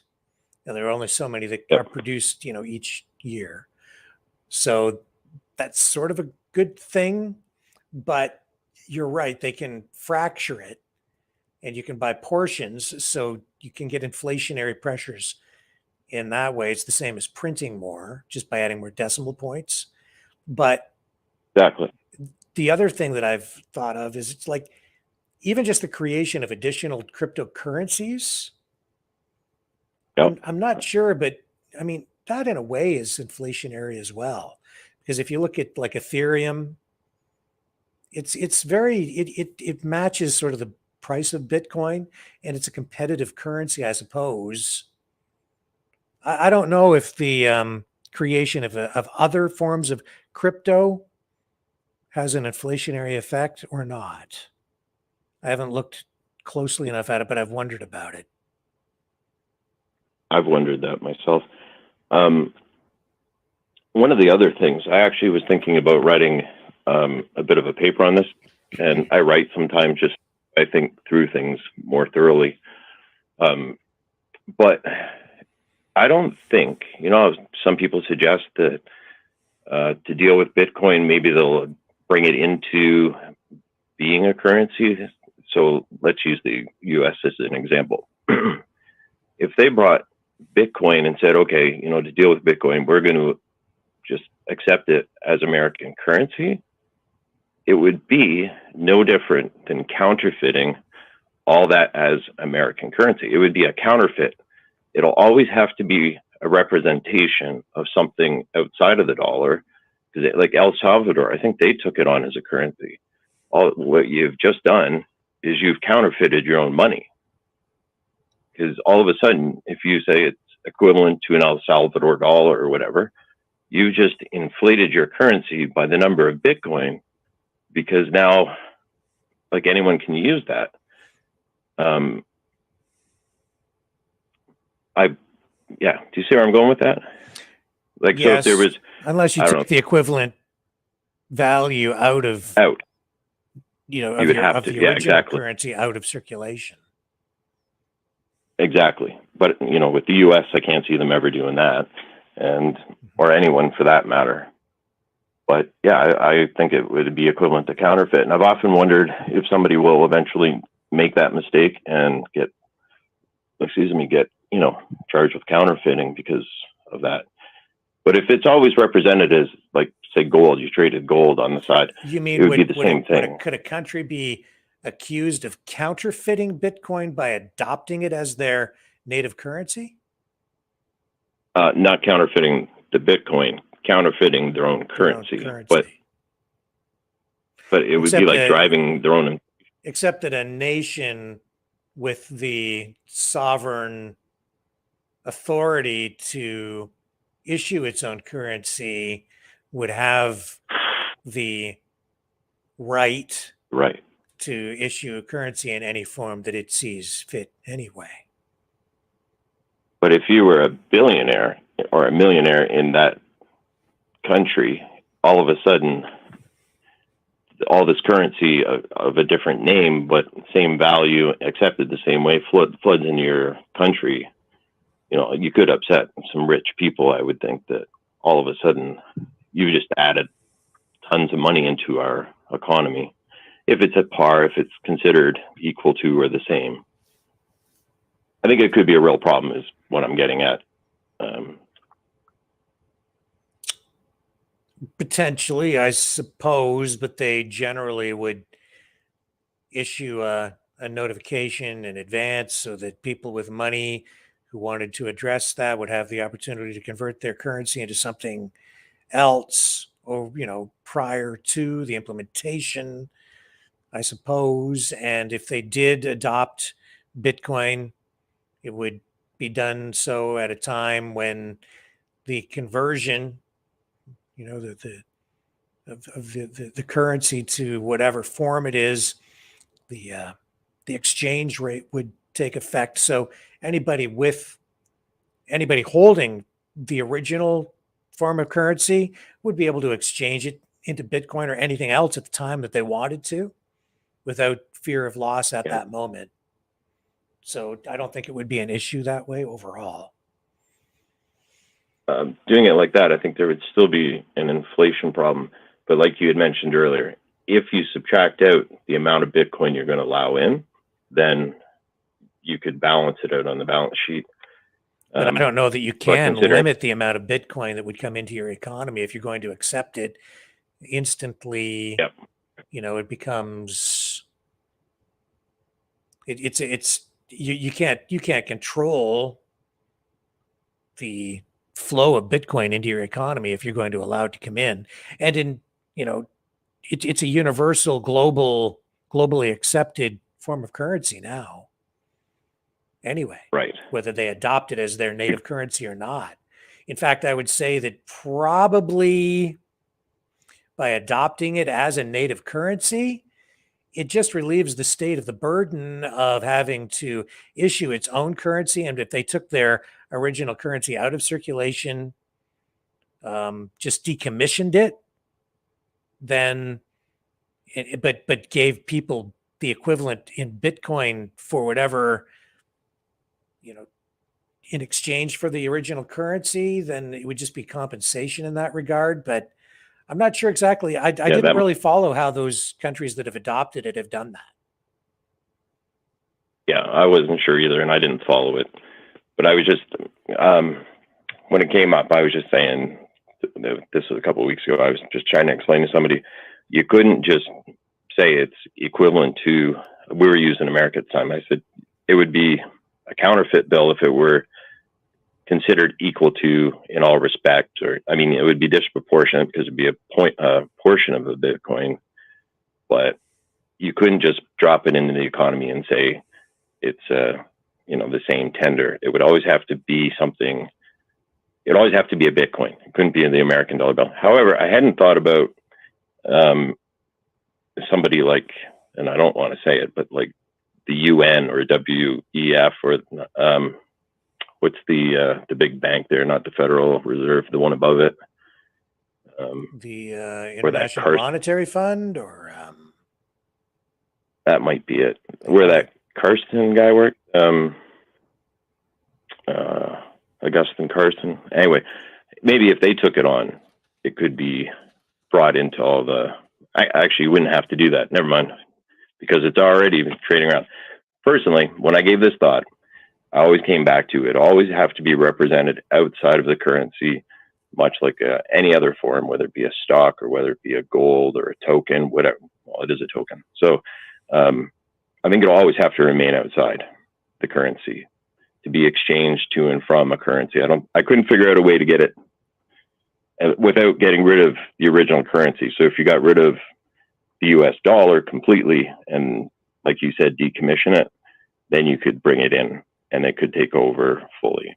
But it had to do with Venezuela tried it, I think, El Salvador, or was it Brazil and El Salvador? But they didn't totally get rid of their currency. They just brought it in and made it acceptable currency, kind of like gold, tier 1. Right. Anyway, I don't know enough about exchanges and all that. I just think that you can't just represent exactly. It'll always have to be outside of the currency unless you decommission it. Anyway, maybe I shouldn't have brought it up. It was way off topic, and I just wanted your input. Yeah, well, it's an interesting subject, and especially with the current state of the banking system, something we are all, I think, looking at to some degree. And I just, I think the whole Bitcoin thing is really interesting. I asked Kyle Kemper, Justin Trudeau's brother, to come back on the show to talk about it because he's something of a cryptocurrency expert. So I did send a message out to him. I don't know if he'll join us on the program again or not. We were very fortunate to have him join us one time on the show a year ago. Yeah, I saw that. It was a great show, but I'd like to have him just to come on to just discuss crypto because he's very knowledgeable in that area, far more than me. And I'd like to get somebody on who's, a crypto expert who knows more about it than I do. I own a little bit of Bitcoin. I've just dabbled with it a little bit to try to learn about it. But the thing that I find with Bitcoin is it is not easily converted into goods and services. It's I suppose it could be, but because it's not so universally accepted, like I can't just walk into the local convenience store and just pay for a can of soda with Bitcoin. It's not that simple. In some larger centers, I guess there are places where you can do that, but they're just not set up around my community to accept Bitcoin. So, yeah, so as a universal means of exchange, it does seem to be lacking because it just hasn't been adopted. And the only thing that really supports Bitcoin's value is the public confidence in the currency. That's it. There's nothing else to back it up. If people lose confidence, then it crashes. And that's what the government wants. That's why you see Chrystia Freeland and Justin Trudeau stand up and criticize it so harshly. They try to undermine the confidence that the public has in it so that it goes away. You're right. He does that all the time. He's criticizing Bitcoin with Pierre. Yep. And him and Pierre, I mean, they can't get out 2 sentences without criticizing each other. And it drives me nuts. They're identifying themselves by what the other person is. And it drives me nuts. Yeah. They're both insecure. Yes, I suppose so. Listen, we're going to move on. I got another caller on the queue, and we're just about ready for our guests to join us too, so we better get this call in. Thank you, Steve. Excellent. Thanks. Have a good night. You too. See you. Hello, is this Marina? Hello, is this Marina? Oh, hi there, Rick. It is. Hi, go ahead. Oh, hi there, Rick. It is. Yeah, I think you might have answered all of my questions already. You might want to turn your audio down because you have a delay and it's probably going to confuse you. Okay. How's this? Is this better? Yeah, that's better. This should be better, right? Yeah. Okay. Ahead. Yeah, I had to walk into another room. Yes, I was calling in regarding what your concerns or thoughts were about what's going on about CBDC. The only reason why I'm asking is because I went to my bank a couple of days ago, which was TD, and I specifically asked the teller that I had got what, basically what's going on and when you guys going to phase in this thing. And he did not know a thing, nothing. He didn't even know what it was. So he called his manager, and the manager, she came over and she didn't know what was going on. They pulled up the website for Bank of Canada, and according to Bank of Canada website, they are not going to be implementing this until year 2024. Now, I don't know how if that is real or not, but that's what I was told. And I just basically wanted to know if anybody else, I wanted to know if anybody else had heard that. And I also got a notice today from Scotia saying they are totally going digital. By what, we're in May 1st or April 1st? When you say that they're totally going digital by May. Yes, no more cash. May 1st of this year? No more. Yes. And that is something that I got not even 24 hours ago. I mean, literally maybe 2 hours ago. A friend of mine had sent it to me. And it was a post or a poster or whatever on BC, or not BC, on Scotiabank's doors. And it was closed for the day. We are maneuvering or moving to digital currency. So they were closed for today.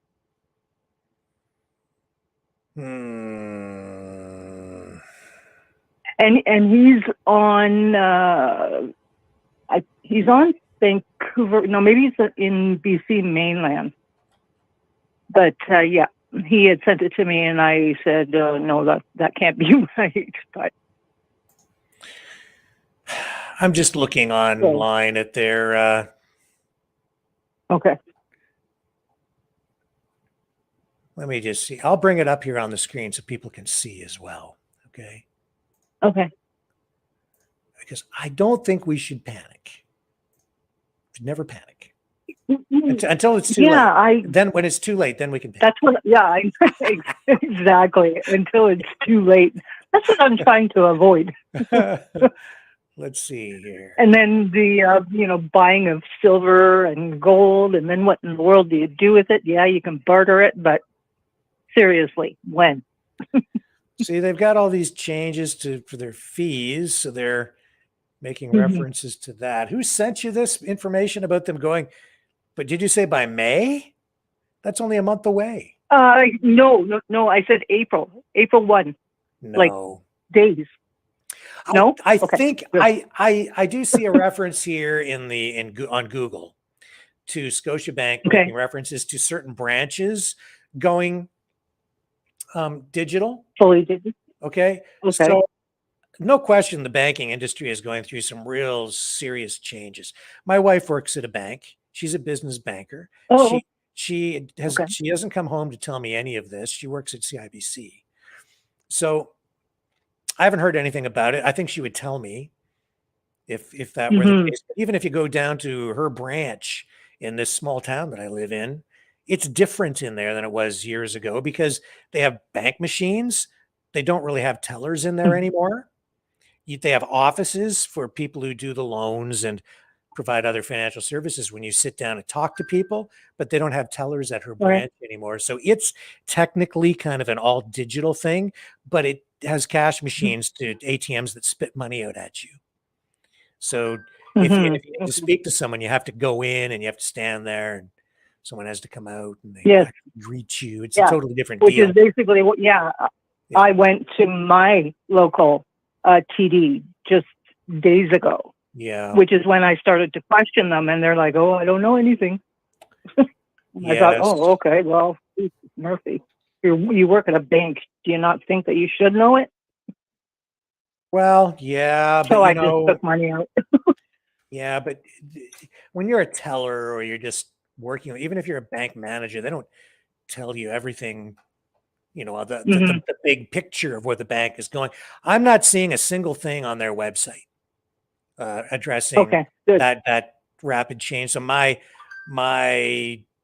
assessment is that that's not true. That you're still going to be able to get cash there on April 1st, and certainly by May. Good. Yeah. And if the federal government, if it says on the federal government website that they're not going to adopt CBDC until what you said 2024, so we're at least a year away from that, and it's going to take time for the banks to roll it out, whatever they do. So it's not here yet. There's still some time. Would you not? Yeah. Would you not consider that if somebody had a lot of money in the bank and they did that? Would you not consider that a form of theft? In what sense? They lose no value just because they convert to a digital form. You would get the equivalent value for whatever cash you hold. Okay, but if you don't want to go digital, then you even have a choice. Well, if the government chooses not to issue paper or physical currency or fiat currency and they go entirely digital, there's nothing you can do about it other than to convert your currency into an alternative form of currency, a different fiat currency or gold or silver or some other store of value. You always have that option. You have the freedom to do that. There's nothing that forces you to hold Canadian dollars, either a tangible fiat or digital fiat. Nothing compels you to. You can switch it to anything you want. No. Yeah. Okay. No, I wanted your opinion. Or Bitcoin for that matter. You could convert it to Bitcoin if you wanted to. Is that? Yeah, no, that would be something I would have to learn all over again. Yeah, I'll stick with dollars. The biggest thing is no matter what you do, if you're exchanging anything online in any form of digital currency, they can track you. even Bitcoin. I mean, I'm just not convinced that that's entirely anonymous either. And you saw that during the trucker convoy, because they can use court orders to compel you to turn over your key to your wallet and things of that nature, right? So big issues, certainly something we should be looking at, and we'll have a further discussion on it at a later time. And we'll bring in somebody who's a lot smarter and more knowledgeable than I am. But we should wrap up the call because I see that our guests for the evening have arrived. But thank you for the call. Appreciate it. Well, okay. You're welcome. Thank you, Rick. I'd see you. Take care. Okay. All right, let's take a brief break. We'll be right back because our guests have arrived. Don't go away. The New World Order. Government overreach. The Great Reset. Mainstream media lies. Now more than ever, independent voices are needed. Donate now at freedomreporters.com. That's freedomreporters.com. Maverick News. The antivirus program for your mind.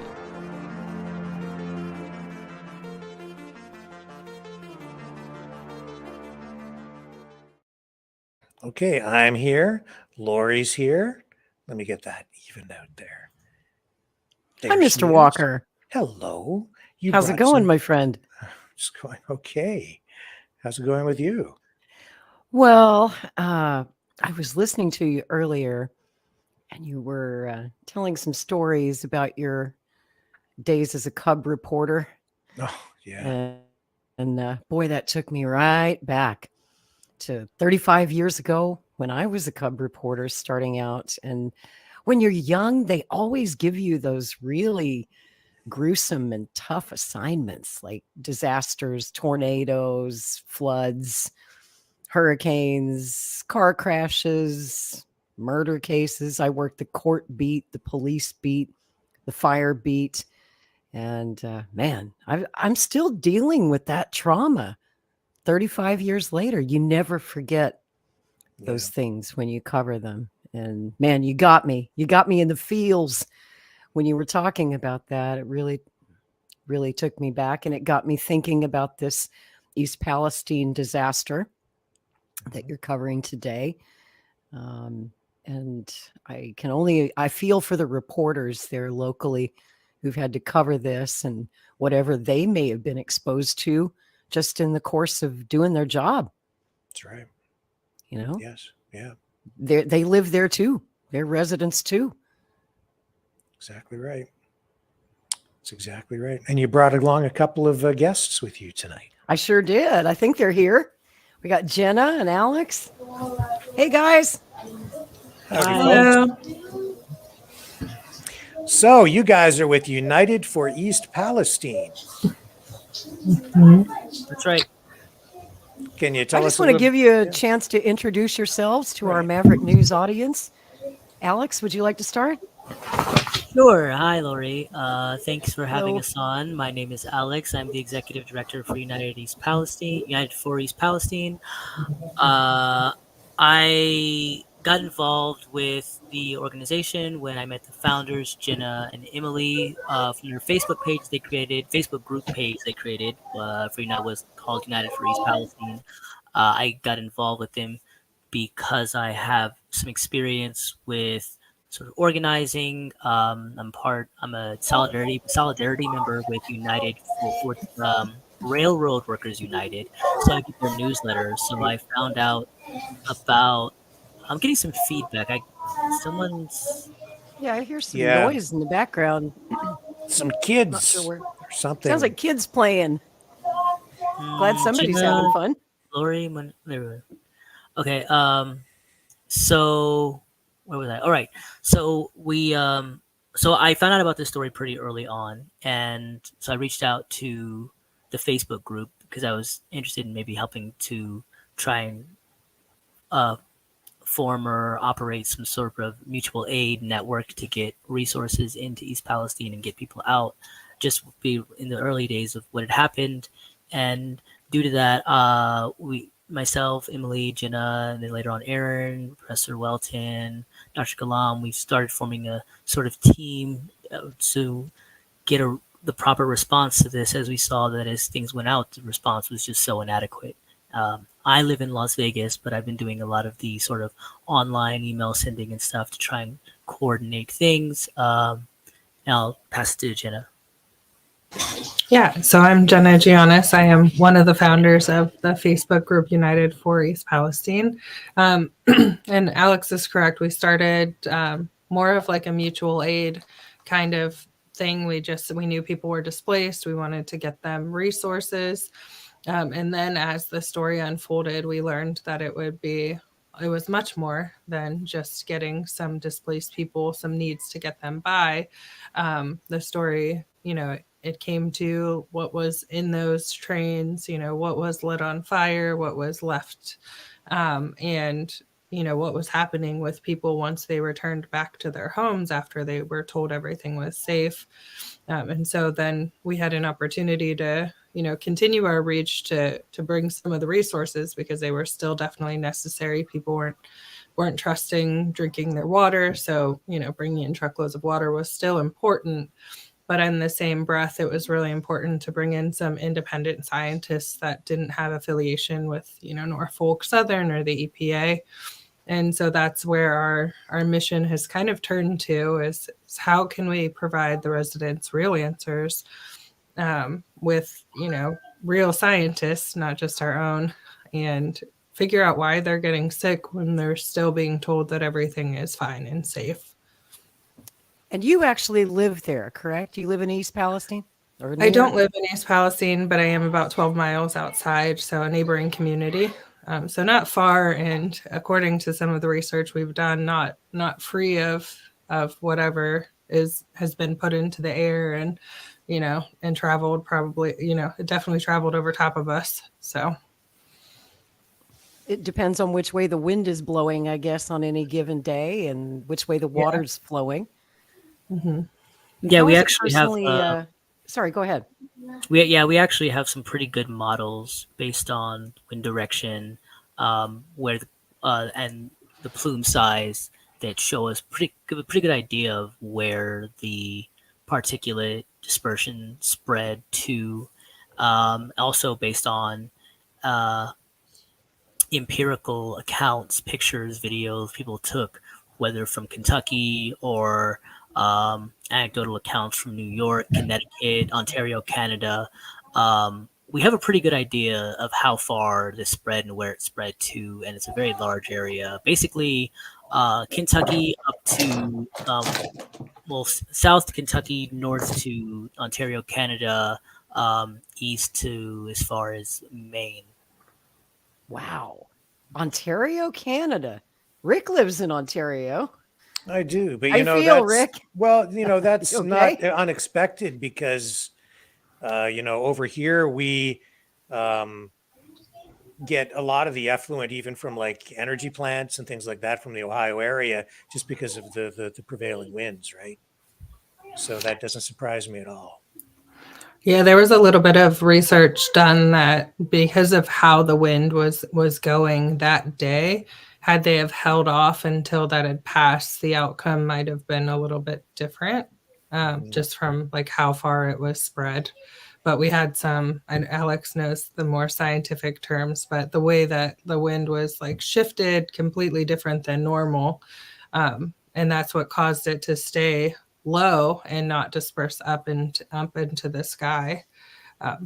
So I see. Do you have any idea what I guess the further it disperses, the lighter the concentrations would potentially be? Do you have any sense of what the concentrations would be in any given area, or is it too early to figure that out at this point? We have some models. Were you saying, Jenna? Yeah, I was going to say, I think nobody wants to do that research, but I'll let Alex share what he has. Yeah, no, that was good. Yeah, we have some models, but they're all kind of amateur. We don't have any. We have yet to find a professional meteorologist to help us put together a proper model. But what we do know is that we have TikTok videos from Ontario, Canada, showing snowmelt within the exact time frame that is the same chemical sheen that we see in the rivers and creeks around East Palestine. We have accounts people in the mountains in Ontario, Canada, talking about the snow melt and clearly showing that the snow melt is melting at freezing and turning into gas at just as soon as it hits 0 degrees Celsius. There's snow melt that's melting and then gassing at 0 degrees Celsius, which obviously shouldn't happen if it's water. So we don't know the exact chemical concentrations, but we have a lot of empirical evidence. This is why we need to get testing done, because if we don't get the testing done, it's all gonna evaporate, melt, disperse into the atmosphere, disperse in people's rivers and creeks. But it's definitely enough based on the empirical evidence we have for it to be a major cause of concern. When you say empirical evidence, what do you mean by empirical? Because that sounds like TikTok videos sound like anecdotal evidence to me. Well, anecdotal evidence would be if it were one account, but empirical evidence is experiential.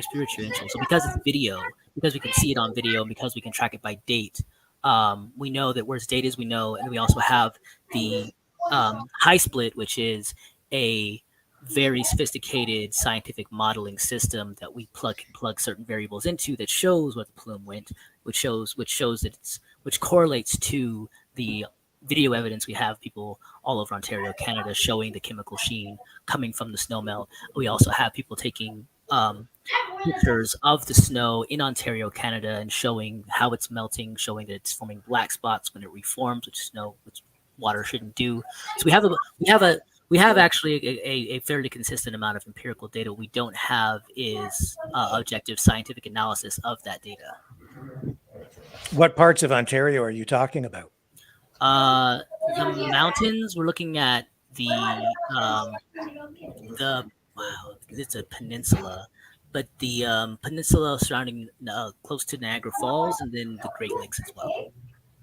Mountains in Ontario? Yeah. That might be the mountains in upstate New York. Yeah, those mountains near there. Yeah. Not too many mountains in Ontario. She described it as. Hold on, let me look. I have the person from there. Maybe in sort of like the Hamilton, Niagara escarpment. Yeah, that's what she Right. said. Niagara. I didn't want to use the wrong word. I know she said Niagara, but I didn't want to use. Yeah. From my knowledge, that's all considered part of Ontario, but I don't know Canadian geography very well. Yeah, that's okay. I get the idea. I barely know American geography, so. In my travels across Canada, I seem to recall that Ontario was pretty flat. It was pretty flat land. Yeah, pretty much. You get Parts around of it. Niagara Falls, though, because of all the erosion, Yeah. right in the Niagara Falls area, you get cliffs and things like that, but not quite mountains. You have to get to the other side of the country to get real mountains, like out in BC. She described them as mountains. I don't know. She said she lives in the mountains. That That's would okay. be a That's long that's way all right. for that plume to I travel.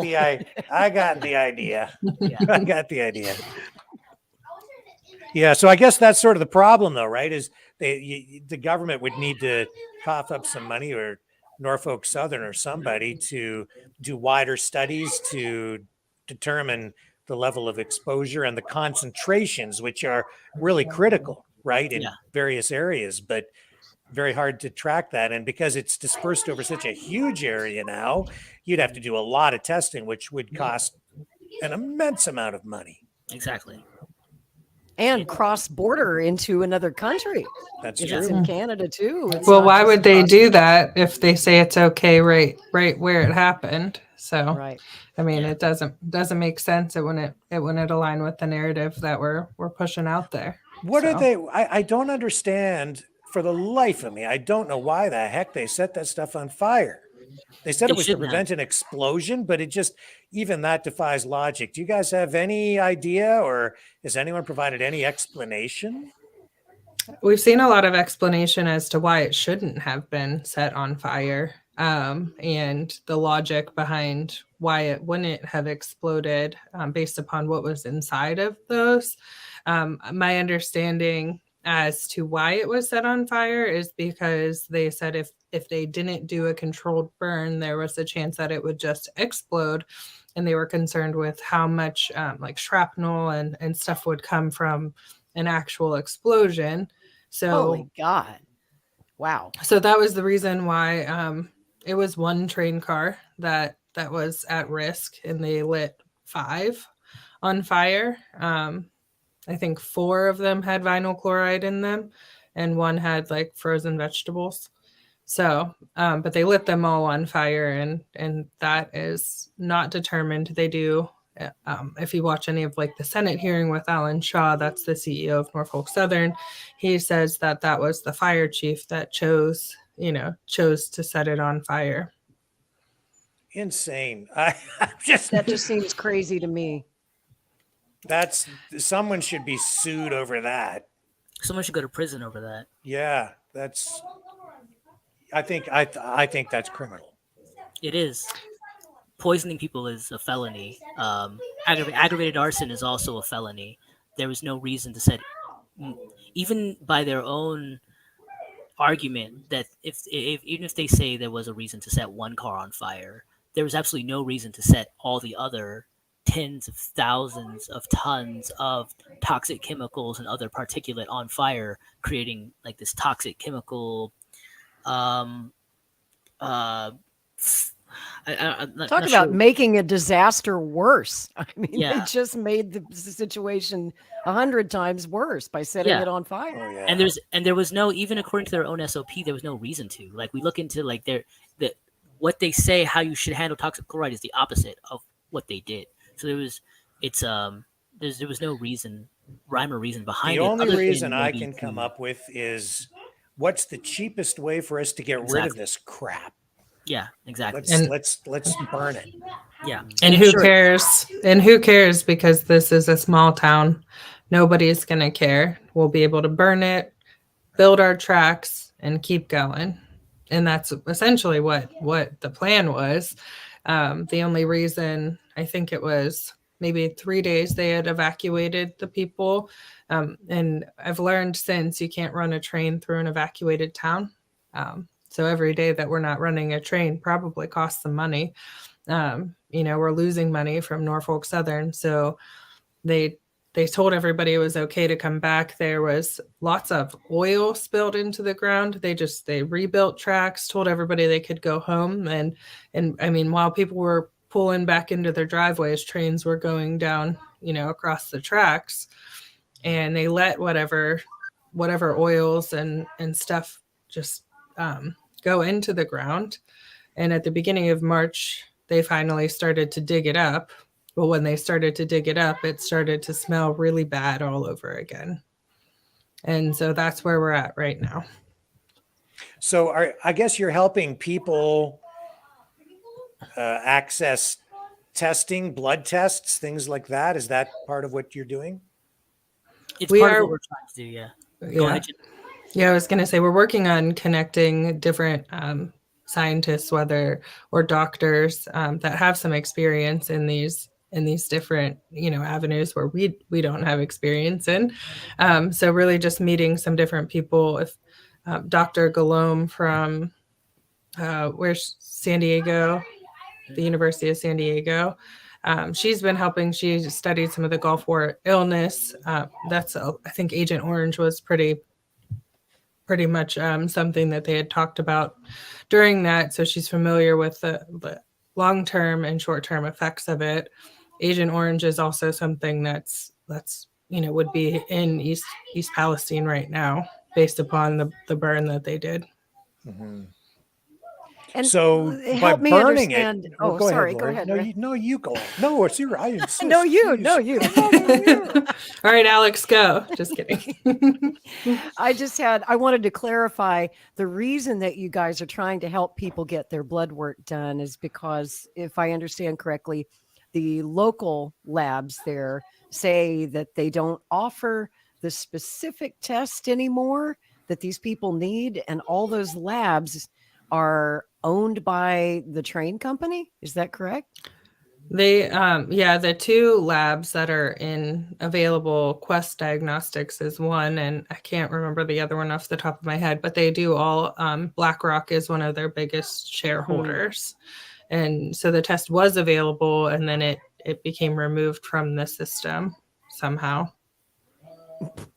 Wow. Okay. So some people, I guess, have already experienced illness as a result of this. What are you seeing on the ground? Yeah, I mean, this week we have people whose children have blood coming out of their ears, a lot of bloody noses, rashes, gastrointestinal pneumonias, migraines, just a lot of symptoms and aligned with chemical exposure, whether it's like tingling, mouth, lips, teeth. There was like a peaceful protest. And like I said, I live 12 miles away. I don't frequent the area, especially now. But I went, there was a peaceful protest that some of the residents held this past Saturday.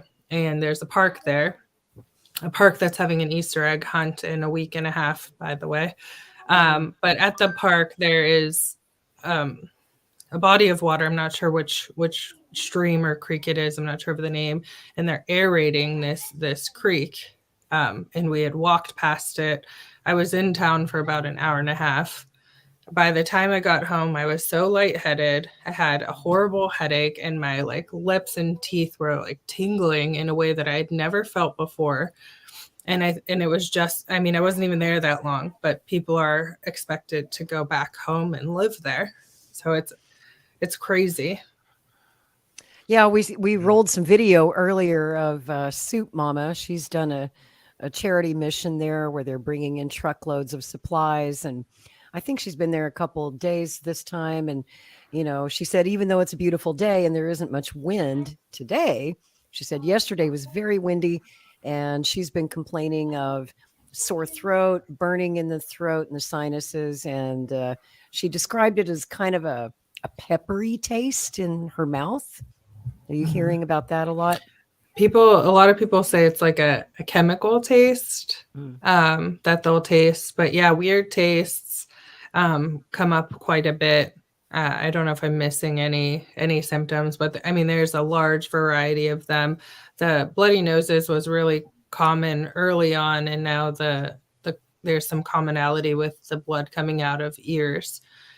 So there's definitely something going on that would lead anybody to believe that it wasn't safe. Yeah, I have to ask it's because so much I'm more than just not safe. sorry, go ahead. It's so much more than just not safe. These are chemicals that if a state were to use them on purpose, it would be a war crime against if they were to use them purposely against civilians.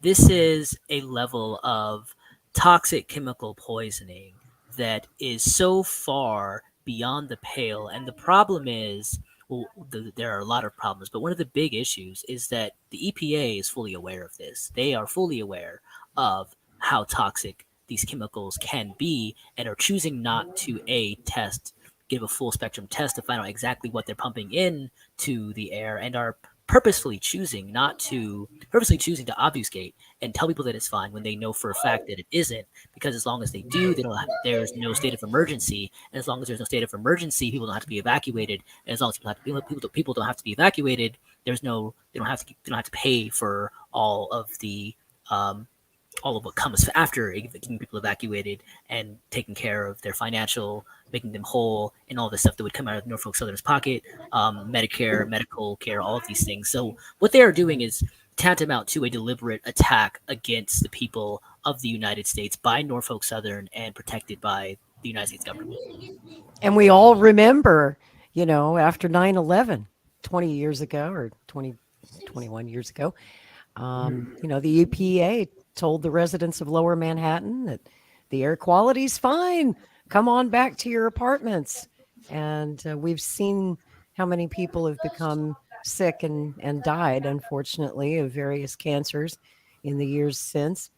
So, yeah, does anybody really trust the EPA after that? And you can see on the ground what's actually happening in and around East Palestine. And as this plume travels further and further afield, You're seeing people getting sick in other states and even in other countries up there in Canada. So I have to ask, because I'm an animal lover, I've heard a lot of reports of people's pets dropping dead or developing illnesses after the train derailment. What kind of reports are you hearing about that? We've seen, I actually have a friend, her son has a fox rescue. He lost one of his foxes right after the derailment. He's had a couple that were sick, multiple other animals that are showing different side effects. I've seen cats, dogs, chickens, rabbits, all sorts of animals that have fallen sick. It's really hard to diagnose an animal with chemical exposure is what it seems to be the problem. The other part is just how much aquatic life was destroyed through the water. I think Alex has the specific numbers, but there's two like rivers, or not rivers, but creeks that go through the village, and they have 0 aquatic species in them, completely gone, like hundreds of thousands of dead animals, like fish, frogs, all sorts, dead deer that are like dropping dead right next to these bodies of water as well. And Yeah. I mean, if you know how the circle of life works, normally, an animal dies, another one comes and eats it. These ones aren't even being eaten by other animals. So that kind of tells a story in itself as well. Alex, can you tell us a little bit more about how it's affected the aquatic life? Yeah, it's on the level, and this is not an exaggeration. It's a mass extinction that's taking place in around the vicinity of East Palestine and the rivers. We're talking about over 40,000 just the animals in the rivers and lakes: frogs, fish, krill, or shellfish, everything dead. Deer lying down dead by the dozens next to the rivers. Birds falling dead out of the sky. The beehive, and their beekeepers reporting entire hives by every single one of them dead. This is a level of destruction and destruction to life and complex life and animal life that is outside the scale of anything I have ever seen or ever seen reported. We're looking at the type of extinction event that hasn't happened in the continental United States, at least since Columbus got here. Like, this is a level of overall death of so many different species that it's hard to describe how destructive this is. Foxes are dying. Liver fail. We have dogs in Ontario, Canada. People reporting their dogs are going into liver failure. We don't know how far this is stretching, or what the long-term impacts are going to be. We don't know what's going to happen as this all goes into the Great Lakes. If we're talking about dioxins, we don't know how far those have spread. These things, dioxin lasts as long as plastics. So we're talking 2 billion year half-life for these chemicals, and that they build up inside the tissue of human beings. They spread to our children. They turn women infertile. They cause massive birth defects. We're looking at some of these chemicals, even at the safe levels, if they accumulate inside the liver, like 100% cancer rate in mice. We don't even know how toxic they are to humans. Really, these are chemicals that are so toxic. And those are just the individual chemicals. We have no idea what the long-term impact of being exposed to this cacophony of chemicals all at one time, over time, for a long period of time, is going to do to this area, to the people in it, and to the biosphere surrounding it. And there isn't any testing being done to find out. So those are pretty broad, sweeping, scary statements. So that we don't scare the living pants off everybody, in the world, can you give me some sense of, or maybe you can't, a geographic area where that level of concern would actually be warranted? It would be. We haven't done testing. We need to do testing. That's the thing. There needs to be testing to be done to figure out what levels have went and where. We need to know what chemicals exactly were put into the air, because we know what was in the cars, but when you set something on fire, it causes chemical reactions. And when you set things on fire with other things, those things react. It's impossible to predict exactly what chemicals were created in what amounts. We can only measure them after the fact, but they're not being measured. In fact, the EPA is doing everything they can to prevent them being measured so that they can disperse and break down until it's impossible to really know exactly what people were being exposed to. So the only way we have models that I can share where we have kind of general ideas, but they're not done. We don't have any. We haven't been able to connect with a professional scientific meteorologist to really give us a real precise idea of where exactly this plume went. We don't have we don't have the personnel and the funding yet to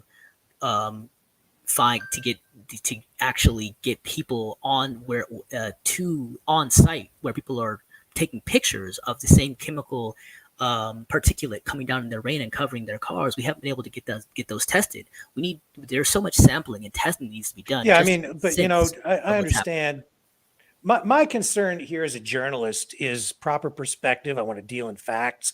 I don't want to fearmonger. I don't want to scare people unnecessarily. I want to give people real information, right? So I do see a lot of stuff on social media, and I've seen pictures of like cars with like dirt spots all over them and people posting it saying, see, this is from East Palestine. Well, they can't. I don't know that that's necessarily true. It looks like dirt crap all over your car, man. Like, how do you know that's because of what happened, 1,500 kilometers over there, and it came down as rain on your car? Well, how do you know that's from East Palestine? But they post it on social media as though that's what it is, with no testing from them.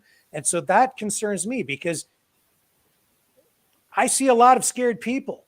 And I see a lot of people using this honestly as sensationalistic clickbait online. No doubt in my mind about it, which is not right either, because it's also a question. It's also an issue of people's mental health.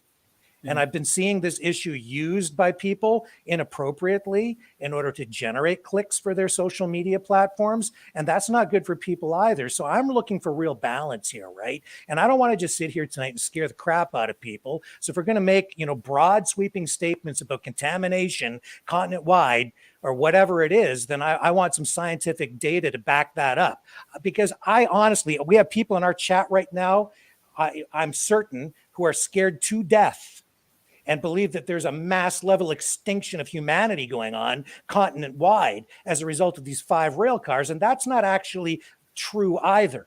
That's why I'm asking, and maybe we do need more testing, but we need to know what the concentrations are in specific areas, where the effluent actually drifted over what geographic area. And there certainly would be meteorological reports from that time period that would be able to tell you where the wind was carrying the effluent, so you could track it and then do testing along those paths. So certainly we need that. But I've been seeing stuff like the Mississippi River is completely contaminated and everybody is going to die. It's just a World Economic Forum plan to exterminate humanity. That's not really true either. So we need real perspective, because some people are weak-minded and they will pick up on these social media posts and believe anything that anybody says, as long as it scares the living daylights out of them.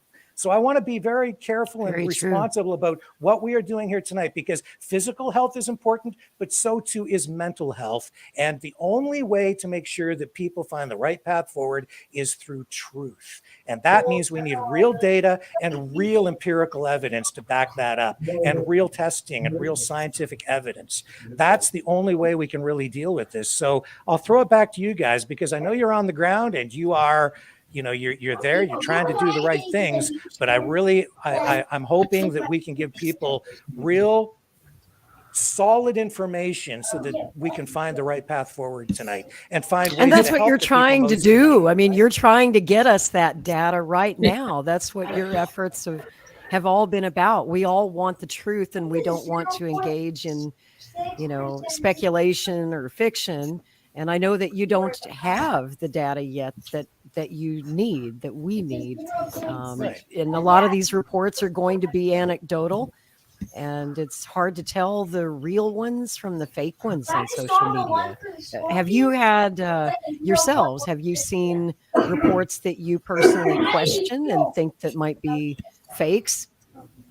So if I could just quickly say, I 100% agree with everything you just said in terms of needing to get empirical data. That's our main goal, is to try and get the testing done so that we can get real, objective scientific analysis to show what's going on. That's why we're working with Purdue University, Professor Welton's team. That's why we're working with Dr. Galam, her team, the Galam Research Institute. These are highly respected medical researcher.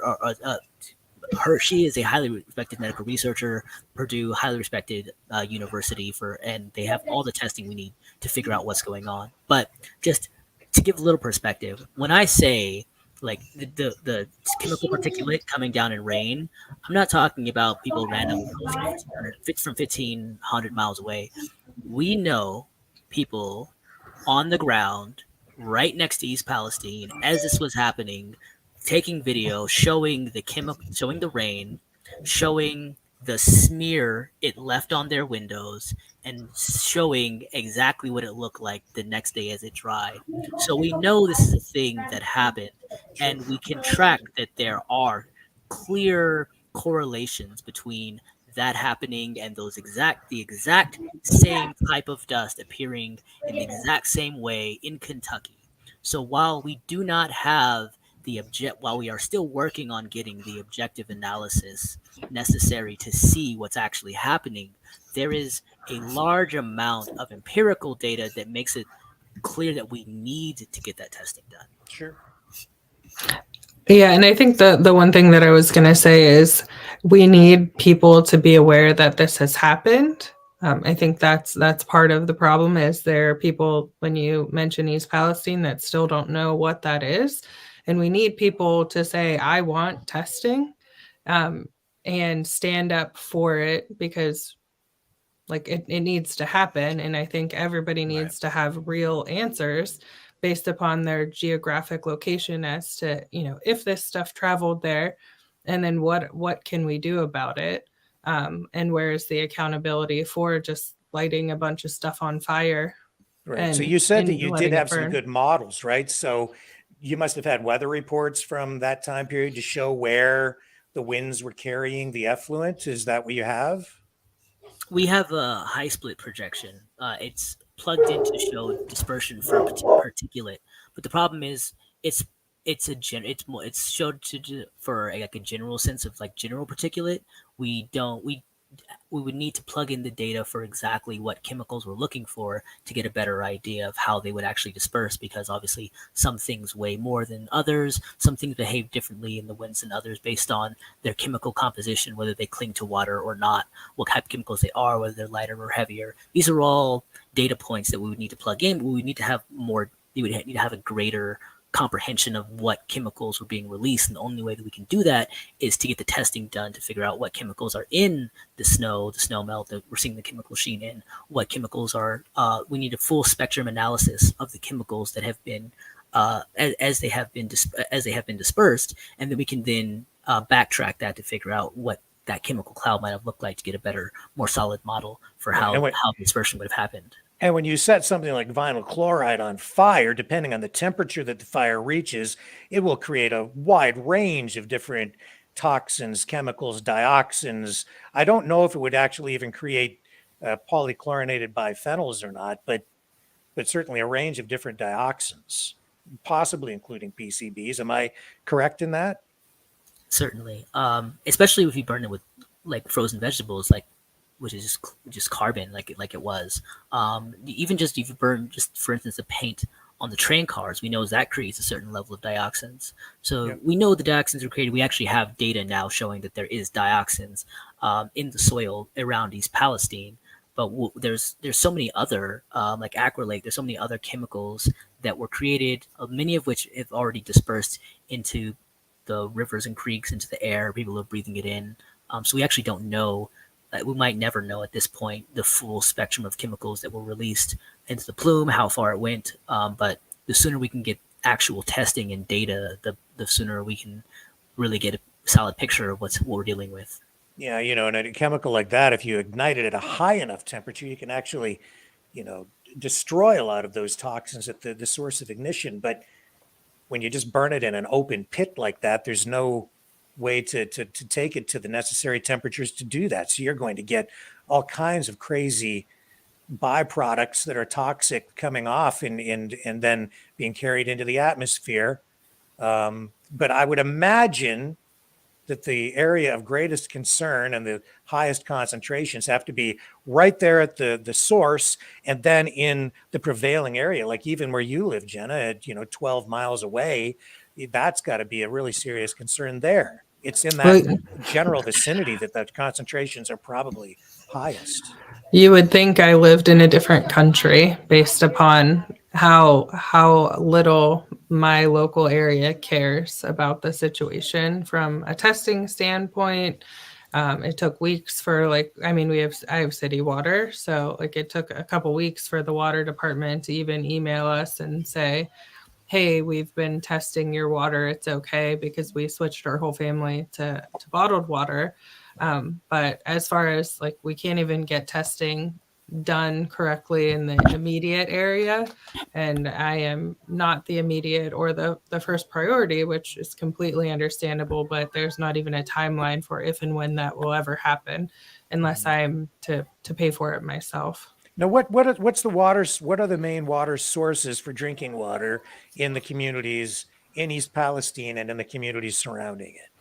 It's a probably almost a 50-50 split between well and city water. Their city water is getting tested, I think, once a week is what our governor has said. We're testing it once a week. Wells, there's a huge waiting list to get your well tested unless you find somebody to come and test it for you. The problem with the wells is that they're going to need ongoing testing. If it comes up clean today, that doesn't mean in 2 weeks it's going to be the same story, because we know this stuff absorbs into the soil and has to disperse itself over to the wells. And so we're starting to see a little bit of well testing come back. Some of it is good, some of it's concerning from I think acrylates are being found in some of the water, which I don't know that they even shared that was part of the original concern. Right. But yeah, it's a very working class community. And so the ability to just get up and leave, everything you worked your whole life for is not realistic. I don't know that that's really realistic anywhere else in the country either, but it's definitely not a reality in that situation. And so, or paying to get your well tested every week, even that's not a reality for a lot of people. That's expensive. And so the fact that some people haven't even had initial well testing yet, and we're still waiting in line to get that test. Soil testing, I don't think we've gotten any of it back unless it was done independently. So EPA, am I still correct in that, Alex? EPA hasn't released any soil testing yet. They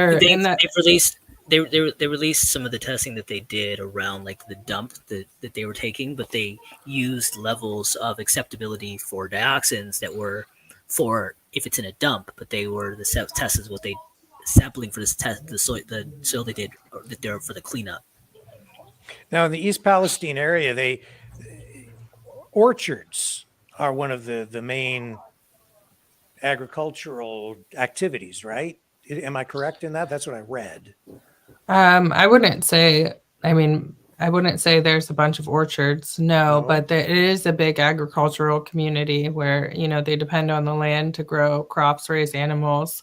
A lot of, that's where my favorite little produce stand I go to is right outside of East Palestine. So I think as we get into the season where we can harvest crops, it's going to be detrimental to that community, because just the stigma behind it, without having any of the answers, people aren't going to go there and buy things. And to be honest, I'm not going to. I told somebody they should just mail order their produce from another country at this point, but I don't know if that's the solve either. But yeah, the values of the farmland, the property values there, all of that is affected. Are people experiencing that? Are you seeing like even housing prices? Oh yeah, the property values have already plummeted. There's people, they were like they can't sell their houses. That's one of the requests they have from Norfolk is to buy them out of their house at the pre value, so they can just recoup what they've lost and start over somewhere else. But that isn't an option. Which you can evacuate for a couple weeks and stay in a hotel while they're digging up whatever they left in the ground to just sit for a month. But at the end of it, you're coming back unless you've chosen to maybe file bankruptcy on your house or, those are options. What has the investigation shown at this point in terms of the cause of the derailment? Was it something dealing to do with brakes or the tracks? Do we know? It was. Go ahead, Gina. Yeah, I was going to say something was on fire. From my understanding, some sort of wheel apparatus was on fire miles out. So 20, 30 miles out, Ring cameras caught this train on fire.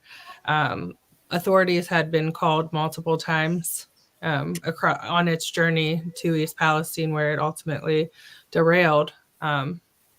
So there's definitely some negligence from the railroad department, or not department, the company, from just not stopping it right when it was initially on fire and just letting it go. And there are things on the wheels that like tell you how, like what the temperature is. There's things on the track that do all of these things, and they're doing an investigation. So I forget, NTSB or something is doing an investigation, and they've released some preliminary results, but they said the whole investigation will take, months, of course. And I guess there's just ongoing concerns about deteriorating rail infrastructure, aging technology and hardware on the trains themselves, the condition of the tracks, all of these things, and even possible shortcuts being taken in terms of safety, right? That's really the main concern is shortcuts. The aging technology, I feel, based on the evidence, is a distraction that certain people with political affiliation wanted to use to shift the blame. The fundamental issue is maintenance. That's what the real cause of that wheel bearing setting on fire is. They were not doing the maintenance necessary to prevent that from happening.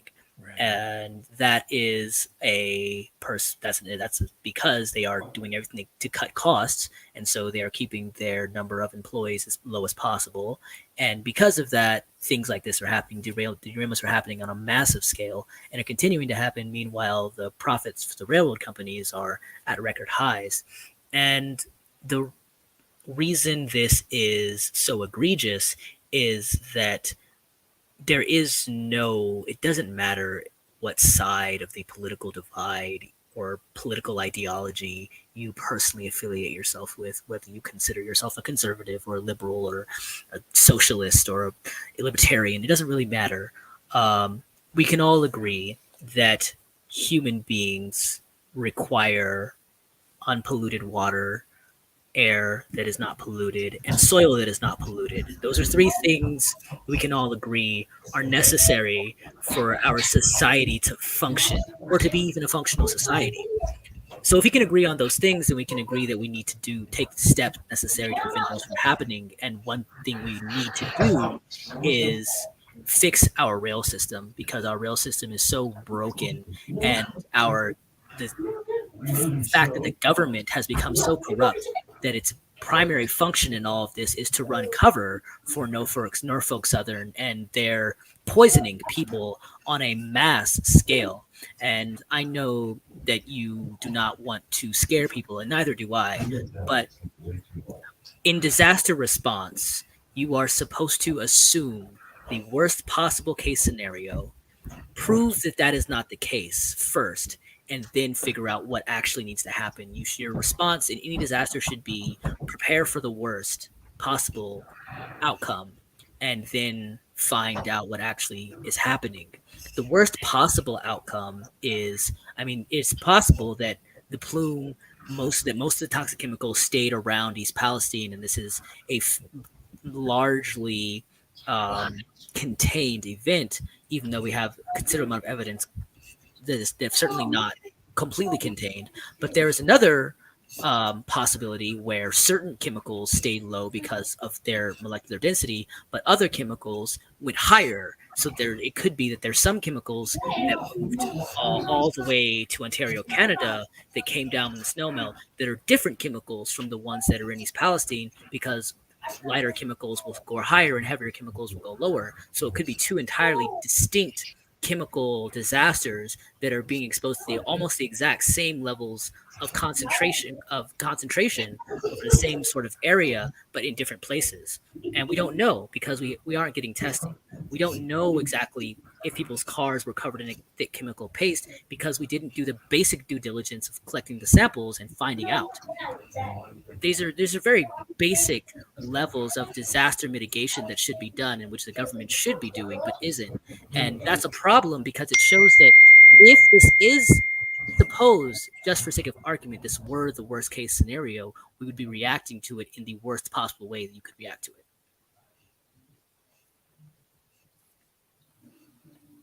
Well, you're back, Lori. Yeah, sorry. Yeah, you're still out of I don't know sync. if you guys have noticed, there's a strange internet problem on my end today. Ever since that tornado that we had, our internet's just been all buggy. So See, I thought you were apologize just for that. playing ventriloquist. It Talking looks without funny, moving doesn't your it? lips. Yeah, I know. I can't seem to do anything about it, guys. Sorry, I tried. That's okay. No problem. But I was offline for a few minutes and I missed that part of the conversation. So I'm a little lost as to where we are. Well, we're right here, and we were just kind of rehashing the whole, where did the effluent go, and why we need real testing over a wide geographic area to determine the level of risk for people, and the government Right. isn't providing And I that. did want to follow up and ask, have you had any success so far in getting this testing done for individuals, getting individual blood work done?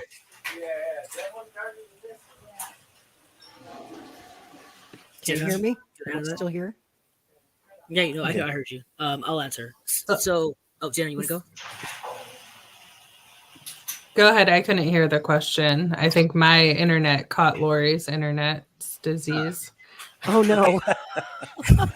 Just to reiterate the question, Lori, you were asking how much success we've had in getting people blood tested, right? Yes. And what the results have been, if you can share some of that information. So there have been individuals who have been able to pay to get blood panels done, but they were only able to test for specific chemicals. What we need to do is get blood panels testing for literally everything, because we don't know what they were exposed to, because we don't have that information. So we need to find out what chemicals they're being exposed to. The only way we can find that out is to test their blood, because they're being exposed, test for literally everything, and see what you find. And then once we have a data group of people and we see consistent chemicals being found at elevated levels inside this control group, then we know that those are the chemicals we need to be testing for, and then we know what chemicals we need to look for and what amounts. And that is what we're working with Professor Galam from University of California, San Diego on trying to do. We're working on getting some phlebotomists out to get those blood samples so we can get those tests done as soon as possible, hopefully by the end of next week. Well, my concern is the cost, because I have a chronic illness. I have long COVID, and I have to get blood work done all the time. Those broad spectrum tests are so expensive out of pocket if you don't have insurance, if you're not covered, or if your insurance won't cover it.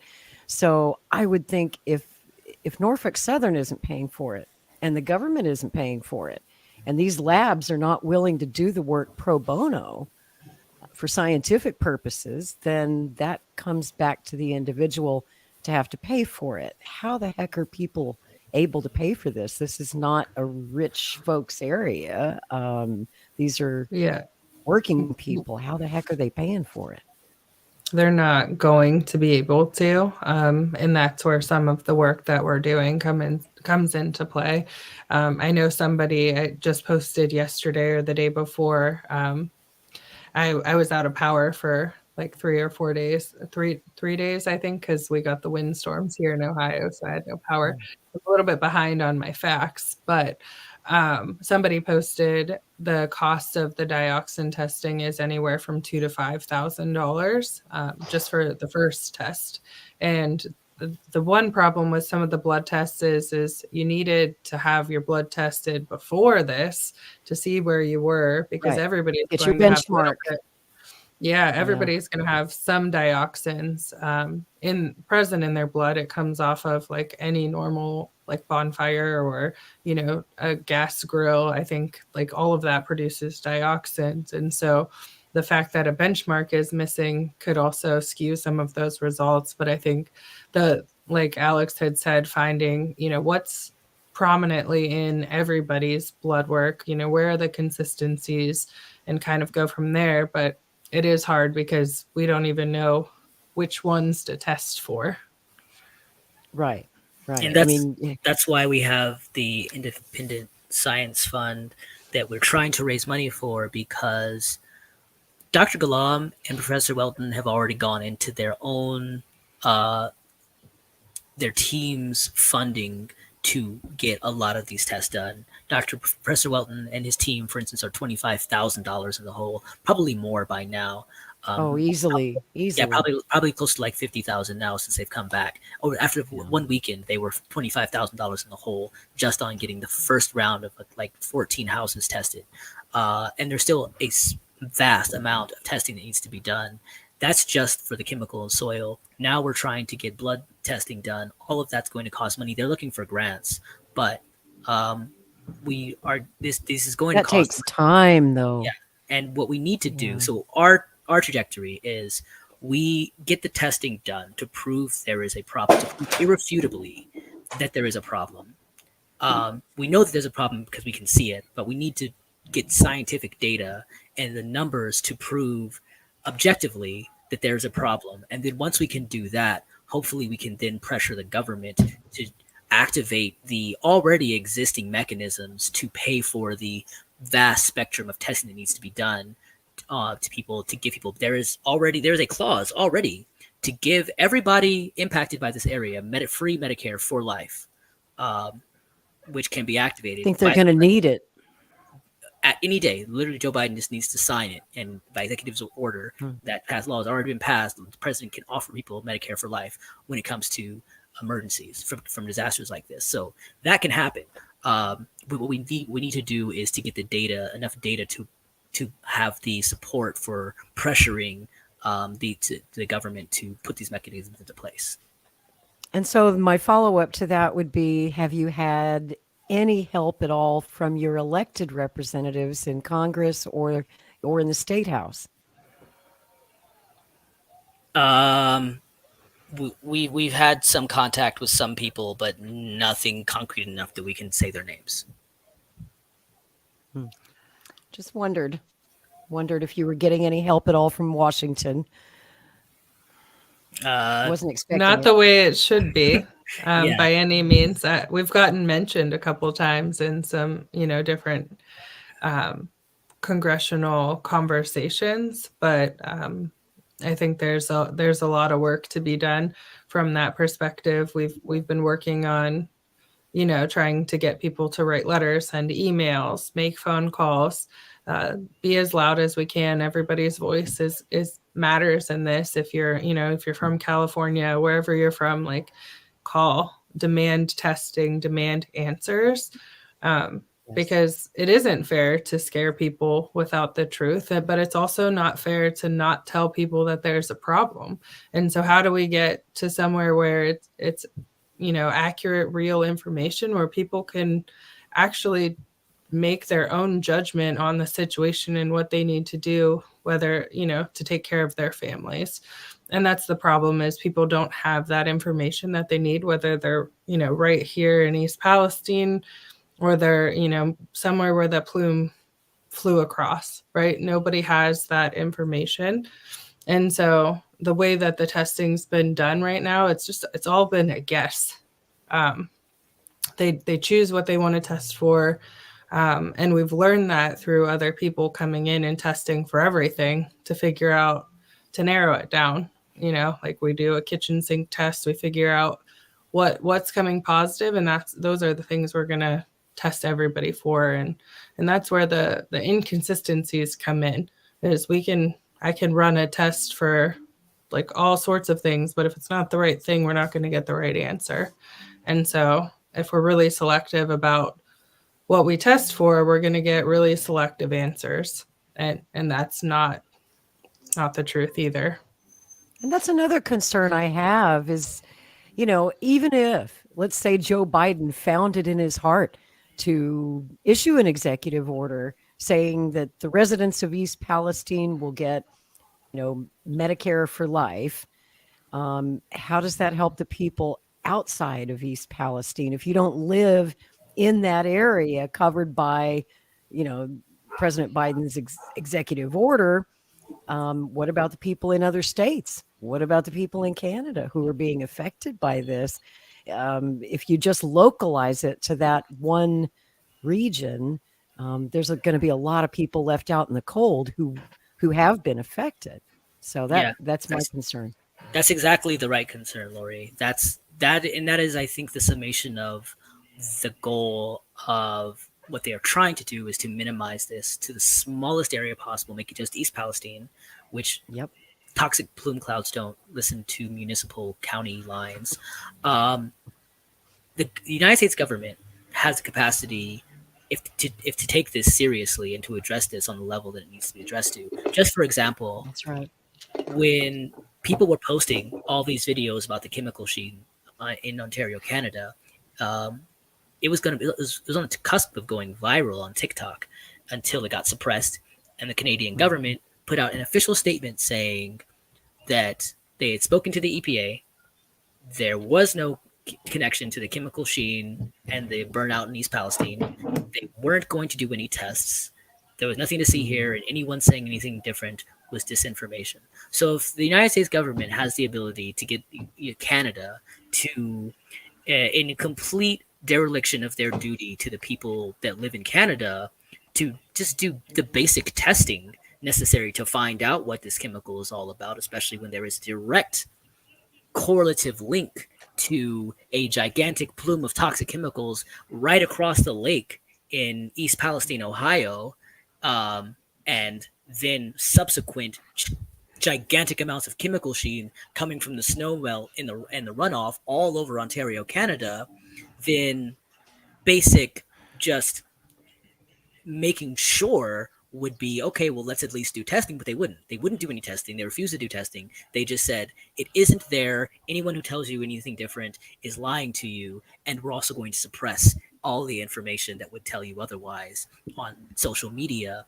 And because the EPA told them to do so. So if the United States government were to take the other tack and decide to take this seriously, decide to do the testing, decide to prove scientifically that their claims that everything is okay was actually true or not, because that's how science works. You try to disprove something. So if you think there's possibility there's a problem, then you have to prove not that there isn't, but you have to try to disprove that there is. And in trying to do that, you have to actually test. And they're not doing any of those testing. They're just saying that there is, everything's fine, while not doing any of those tests. And I'm never count on any. I hope no one ever counts on any politician ever doing anything out of what they feel in their heart or out of the goodness of their heart. That's not how people think. Their entire analysis is what is good for their own political futures and the political futures of their allies. So the only way that we get the government to do anything is by pressuring them and by making it politically toxic not to. Well, yeah. And, Donald Trump came there, made an appearance. Tulsi Gabbard, some other politicians have come and done a photo op, but has that really helped you? It kept the news here for a couple days. But aside from that, no. Right. I see a lot of virtue signaling and people out there, politicians, pretending to care, but they really don't. And I'd like to know, where are the environmental organizations, the big ones? Where's Greenpeace on this? Have they shown up? I mean, Aaron Brockovich came to town, which is great. But where are they? This is an environmental disaster. Where are the environmental groups? I think there is a bit of a concern with a lot of groups by not wanting to come in and feel like they're telling people who are living there what they need to do. We have decided to try and take some steps to bring in larger other organizations who have who just have general shared interests in trying to address issues like this, whether that be people who are interested in updating our transportation system, or people who are interested in making the environment cleaner and safer, or people who are interested in government accountability or corporate accountability. This is just one particular instance that kind of blew up in terms of literally. And also in terms of figuratively, into how people became aware of it. But it's just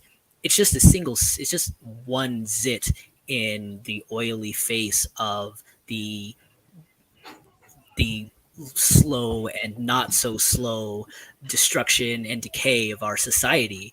And the only way that we can fix that is by actually addressing the underlying causes. And I think that we can do that, but we have to work together. And I think that we are going to need help, but it's also important that we've first had time, that the people on the ground have first had time to organize and figure out what they want to see happen, so that we can figure out how to collectively work together to improve things. And when you talk about underlying causes, I mean, we've seen just in the last few days 3 more train derailments, right? There was North Dakota, there was that one in California, there was one near Chicago. The underlying causes, what caused that train to go off the rails in the first place? Yeah, we have statistically 3 trains per day derail in the U.S.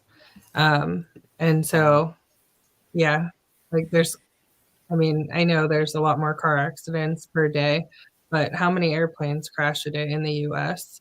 Great point. Why is the train, the railroad infrastructure, the only mass transportation that isn't regulated by the government? It's supposed try to to be. get on an airplane, or or anything. The regulations are just wild, but a train, anything goes. Just put one person on a 20-mile long train and have fun. And it's on our, it's on our rail lines that they ship the most toxic and dangerous of chemicals, more than in semi trucks. The really dangerous stuff does travel by rail. And we've had 2 administrations now in a row promise to upgrade our infrastructure, repair our infrastructure. Donald Trump promised it, didn't do it. Joe Biden just passed a huge infrastructure bill last year, and what do you know? We got more train derailments than ever. Yeah, the infrastructure bill totally ignored trains. It didn't even address railways, because railways aren't addressed by the United States government. And also, to that point, the reason why trains are used to ship toxic chemicals is because railroads are objectively the safest and most efficient form of travel for people and product that exists to our current technological capacity. Safer than trains, safer than trucks, more efficient than any other form of land travel. The problem is they have been deregulated to the point that these rail companies are doing everything they can to maximize and centralize all of the profit into the smallest group of hands possible. And so to do that, they have kept the number of employees and workers of these trains as low as possible. Some of these trains are 2 and 3 miles long and have 2 to 3 people on them. There used to be, you had to have people sitting who were there literally just to sit and watch for things like burning train parts that can notify the conductor this is happening to stop the train. There used to be, you had to have a certain level of maintenance, but all of that costs money. The maintenance on these trains, it's not like they talk about updating the infrastructure, but they don't want to talk about actually passing the regulation and working with workers, working with the people who actually know how to run trains safely, and asking them what needs to happen, and working with the working class to actually create an infrastructure that works for everyone, that keeps us safe, and where the economic benefits of these rails are actually enjoyed by the people who keep the trains running. Is an organization like Railroad Workers United has a step-by-step clear plan for how to make trains safe, how to make them effective, how to update our railroad infrastructure so that our railroads are no longer a national embarrassment compared to literally every other industrialized country in the world. And we can do that, but the problem is, in order to do that, we have to address it from the perspective of what is actually good for our society. What is the macro benefit to having functional, safe, efficient railways where the people who actually make them run are well paid, have vacation time, and able to live respectable, enjoyable lives while having enough staff to make sure that things like this don't happen. And the only way we're going to do that is if we address this from the perspective of what's good for all of us, instead of just letting these gigantic billion-dollar corporations control our collective destiny. And, you know, I wanted to ask about this because I'm a little unclear. Maybe you can help me out here. Who's responsible for track maintenance there in that area? Is that Norfolk Southern that owns that particular section of track? Are they responsible for the maintenance? Is the government responsible? Who maintains the track itself? Well, I will say that the government doesn't own the railroad, but that specific track, I don't have that answer. I don't want to make something up. I do know that Norfolk is. Right? It might be. I do know Norfolk dug it up and rebuilt it. So I don't know if that says anything about the situation. I imagine that would tend to indicate that that's probably their track. Yeah, it's all privately owned. Like that's the problem is we have these railroads that are an infrastructure by the government's own admission. Our entire society is totally reliant upon these railroads functioning, but they are privately owned. And by privately owned, when we say these massive corporations control them, what I mean is the very small group of people at the very top who control and are concentrating the economic benefits of these railroads. That's who actually makes the decisions about the railroads in terms of people who are actually working, who are actually performing the work to keep these railroads going, who are needed to keep these railroads running safely. Those people are being stepped on. For just case in point, literally 6 months ago, not even, no, 3 months ago, Joe Biden forced the end of a railroad labor strike that probably would have mitigated this.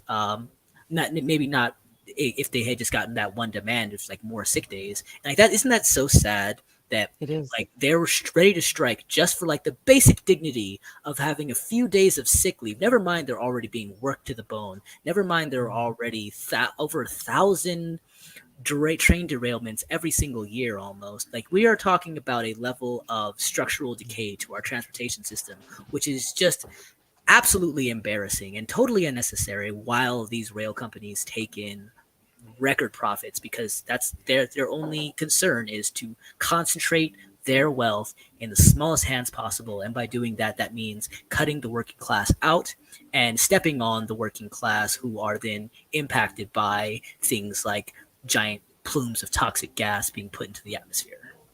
I'm curious if you happen to know, does Norfolk Southern have a large number of employees who live in East Palestine or around that area? Are they residents of that area? The only people that work, I think, for Norfolk Southern that live in that area, if any, they would be working for like the assistance center right now, and they would be newer employees. But I don't think they're local members of the community now. I see. Because I wonder about the employees' safety at Norfolk Southern and how they're taking care of their people. These are the people that have to go replace the track, be in direct contact with the soil where this thing happened. Those who had to, I guess, set that controlled burn.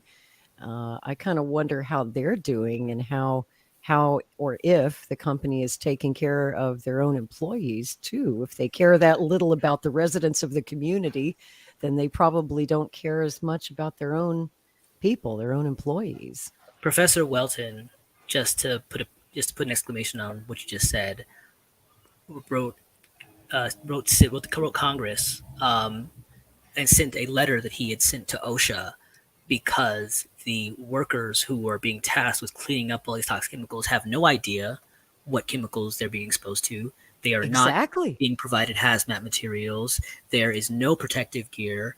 What?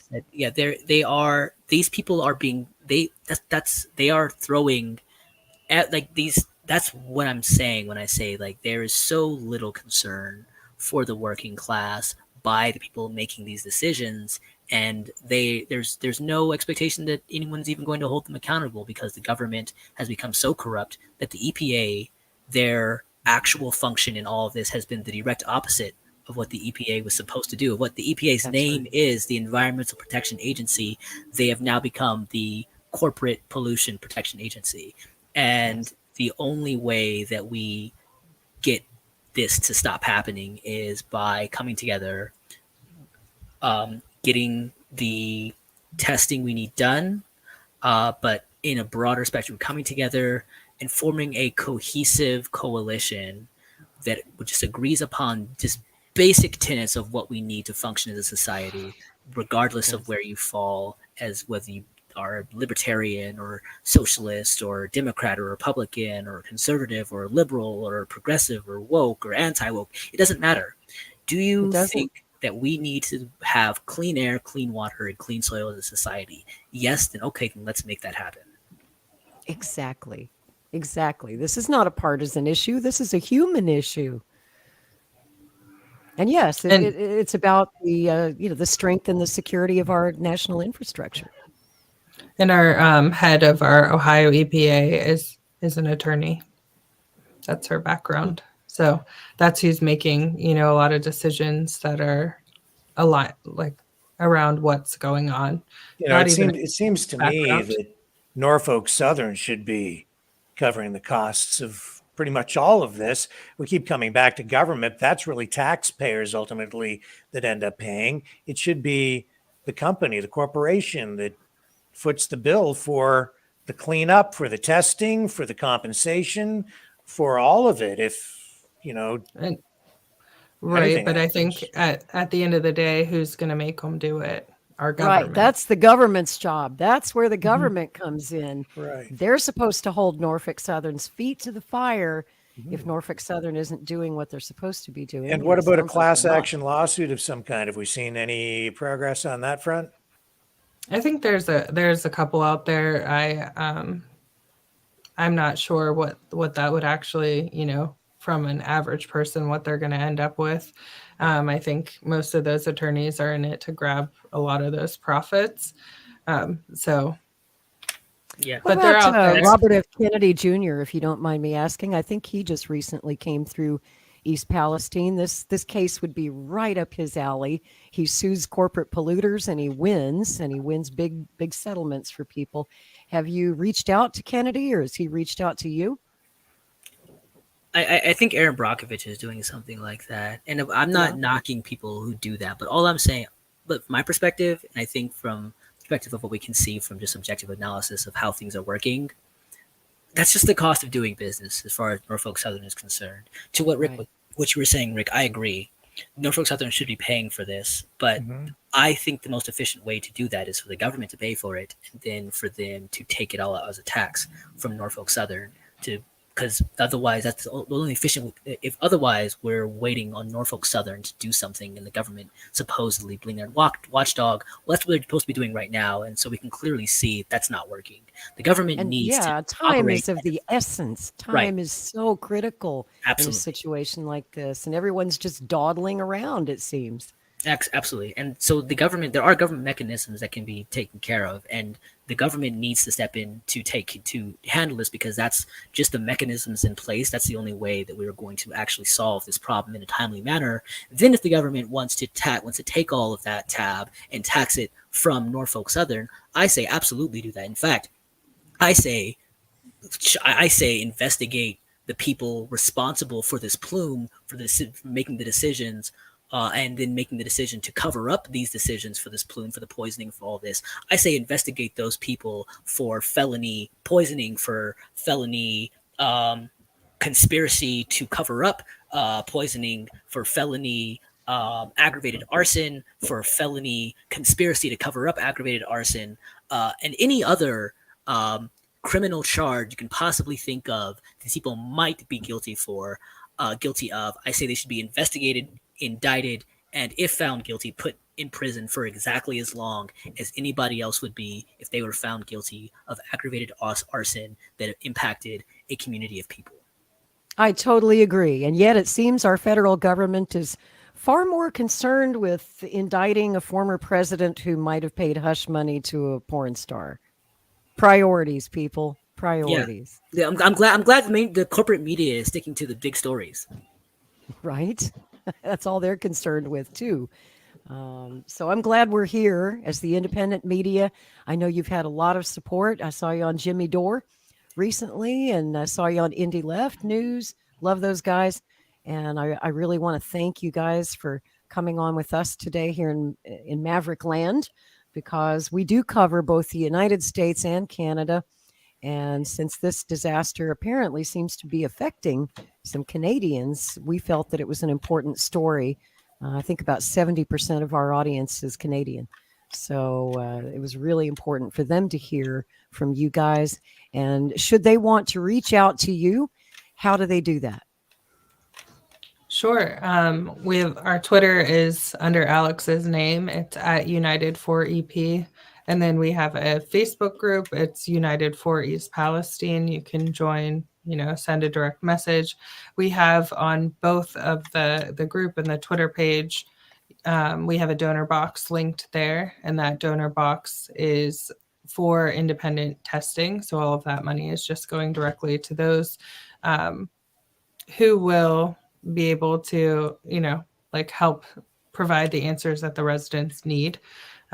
So those would be the two best ways. I think we're united for EP@gmail.com as well, if you wanted to shoot us an email. Sure, give me that email again, and I'll put it up on the screen for Sure. United for EP. For EP? At Gmail. Yep, EP for East Palestine, EP@gmail.com. And United for EP, that'll take you everywhere. It'll take you to our email, our Twitter, our Instagram, our Facebook page. United for EP, that's how to find us.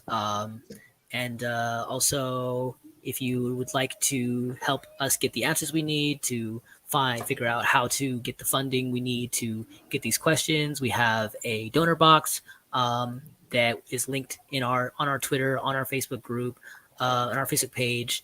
$10, $20, $50, $1,000, whatever it is, all of it is going to go straight to getting and supporting these research teams, getting the testing we need to figure out what the actual problem is. And so then from there, we can figure out how to address it.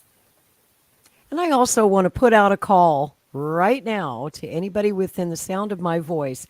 If you are an attorney specializing in environmental law, please reach out to these people. Please help them. Talking to you, Bobby Kennedy. I know you're out there.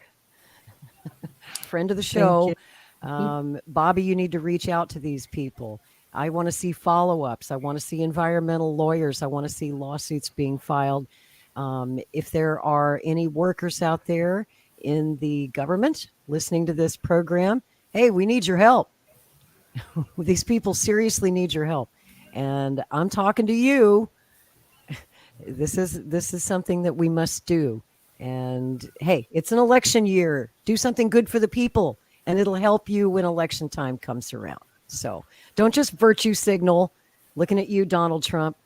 Looking at you, Tulsi Gabbard. Don't just show up and say, hey, I'm here for a photo opportunity. Isn't it too bad what happened? And then never call them back. we want some follow-up. We want to see you actually do something. Yeah, 100%. Nina Turner. I saw Nina Turner posting a lot on Twitter about this. It'd be great for her to come through and actually meet with people and talk to people and find out how to actually help. I think there are a lot of people who may potentially do care, but maybe just aren't sure if they'd be welcome. And there are people. What about our friend Dennis Kucinich? Have you reached out to him? Has he reached out to you? I don't know. That's who that his is. backyard. No, but we'd love a connect if you have one. An introduction would be awesome. So I'll work on that. Whoever you know, we would love to hear from them. The more, the more people, the more voices, it all matters. It all counts. Even if you don't have, the $10 to donate to the donor box, a like, a share, a retweet, any of that all helps. The more we can stay relevant, the more we can help people who need us. Rick, do you have any closing words for the government of Canada? Do you think they're telling their people the truth? Well, I know that they have been monitoring. I did look that up. So there are, I think Environment Canada, Environment and Climate Change Canada, what they call it here. They do have people looking at it, but probably not adequately. I know that some of the experts at universities in Ontario have also been taking a look at some of this. I had a story up here regarding a chemist at the University of Waterloo who was taking a look. So, yeah, I think that, I'll probably be looking a little bit more at that. But certainly the provincial government and the federal government could be providing some assistance and probably doing some testing on the Canadian side. What about Doug Ford? Has he said a word about this, the Premier of Ontario? I don't think so. Not that I've Interesting. seen. Very interesting. Not that's come to, to light. But I'll look it up right now. You guys probably have heard of Doug Ford. I don't know if you're familiar with him, but he seems to be most well known for swallowing a bee at a press conference. Did you see that video? It went viral. He was giving a press conference outdoors and a bee went right down the hatch. You better believe I'm going to go look it up as soon as we're done here. It's hilarious. You'll love it. Yes. But yeah, most Americans only know him for that. But he is the Premier of Ontario. I just wondered if he had said a word about this thing. Seems like everyone's just trying to pretend it's not happening. These politicians. It's a common trend. So. Yep. And they're just hoping people will forget about it. And that's why I want to have you on the show too, is I want to make sure that people don't forget. This isn't over. It's far from over. In fact, the nightmare is only beginning for the people who live there. In reality, something like this, I think the health effects won't be seen. The real serious health effects won't be seen for years to come. That's right. Yep. And by the time it is, they won't be able to tie it back to the original cause. And of course, insurance companies will try to deny coverage to people who claim they were injured by that chemical spill. And they'll say, oh, well, we can't prove that it was because of the chemical spill that you have these health problems now. You know the drill. It's what they always do. That's why we're trying to get this. That's why it's so important to get the testing. That's why what Dr. Galam is doing now. That's why having such a respected medical researcher in the process at the beginning, getting these blood samples to do these tests is so important because it proves the causality. Right. Absolutely. Yeah. Well, great conversation, guys. Thank you for making time for us tonight. Thank you for the information and thank you for all the efforts. And I know you're putting long, long hours into this for free. So I really appreciate what you're doing. Thank you, guys. Yeah, thank you so much for having us. Thank you. Yeah, good work. It's been a pleasure. It has. Thank you. See you soon. Yeah, hope you can come on soon. Yes. We need independent media to help us stay relevant. Shout at me anytime. We'd love to have you back on. If you have new developments, we'll report on it. Awesome. Sounds good. We'll hold you to that. Yes. All right, I'm going to go watch a bee video. Enjoy that. It's Thank great. you. Thanks. Take care, y'all. Bye. Good night. I was about to find. I was trying to find that remix of Doug Of the Ford bee. swallowing the bee. I never get enough of that. Never gets old. Oh man. Yeah, well, Man, that oh, was man. good conversation. Was Scary indeed. stuff, especially for the people living right there. And just in the remember, that surrounding could be anybody, anywhere, anytime. Like I said, we've had 4 that I know of major train derailments in the last 30 days or so. Mhm. That seems to me an unusually high number, and it seems to be happening all of a sudden. I don't want to get all conspiratorial on you. I'm just saying that's really strange. Well, you know, I did when this happened and I started hearing reports like that. I did look up the stats, and the Mhm. stats are really I would characterize it this way. We're not getting an unusually high number. I think but there are far too many of them, period. Because the Exactly. infrastructure is degrading, too many shortcuts are being taken. Yep. Companies are just trying to maximize profits and minimize costs.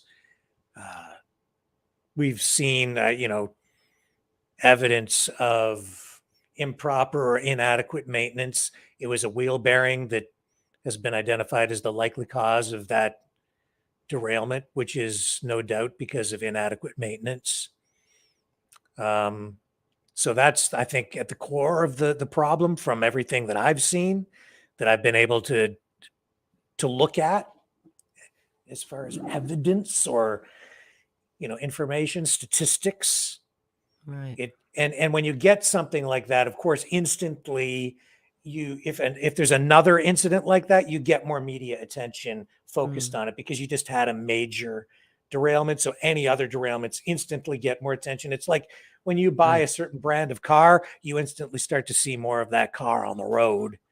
If It's you know very what true. if you know what I'm saying, Now we're right? paying attention to something that's actually been going on Right. quite frequently. Yeah, I because think Alex now said we've got a something. big disaster because of it, right? Right. Which it should have been something that was dealt with a long time ago and should always be dealt with, but it hasn't been. And now they're paying the ultimate price for it, Yeah. which is absolutely wrong. So it has to be addressed.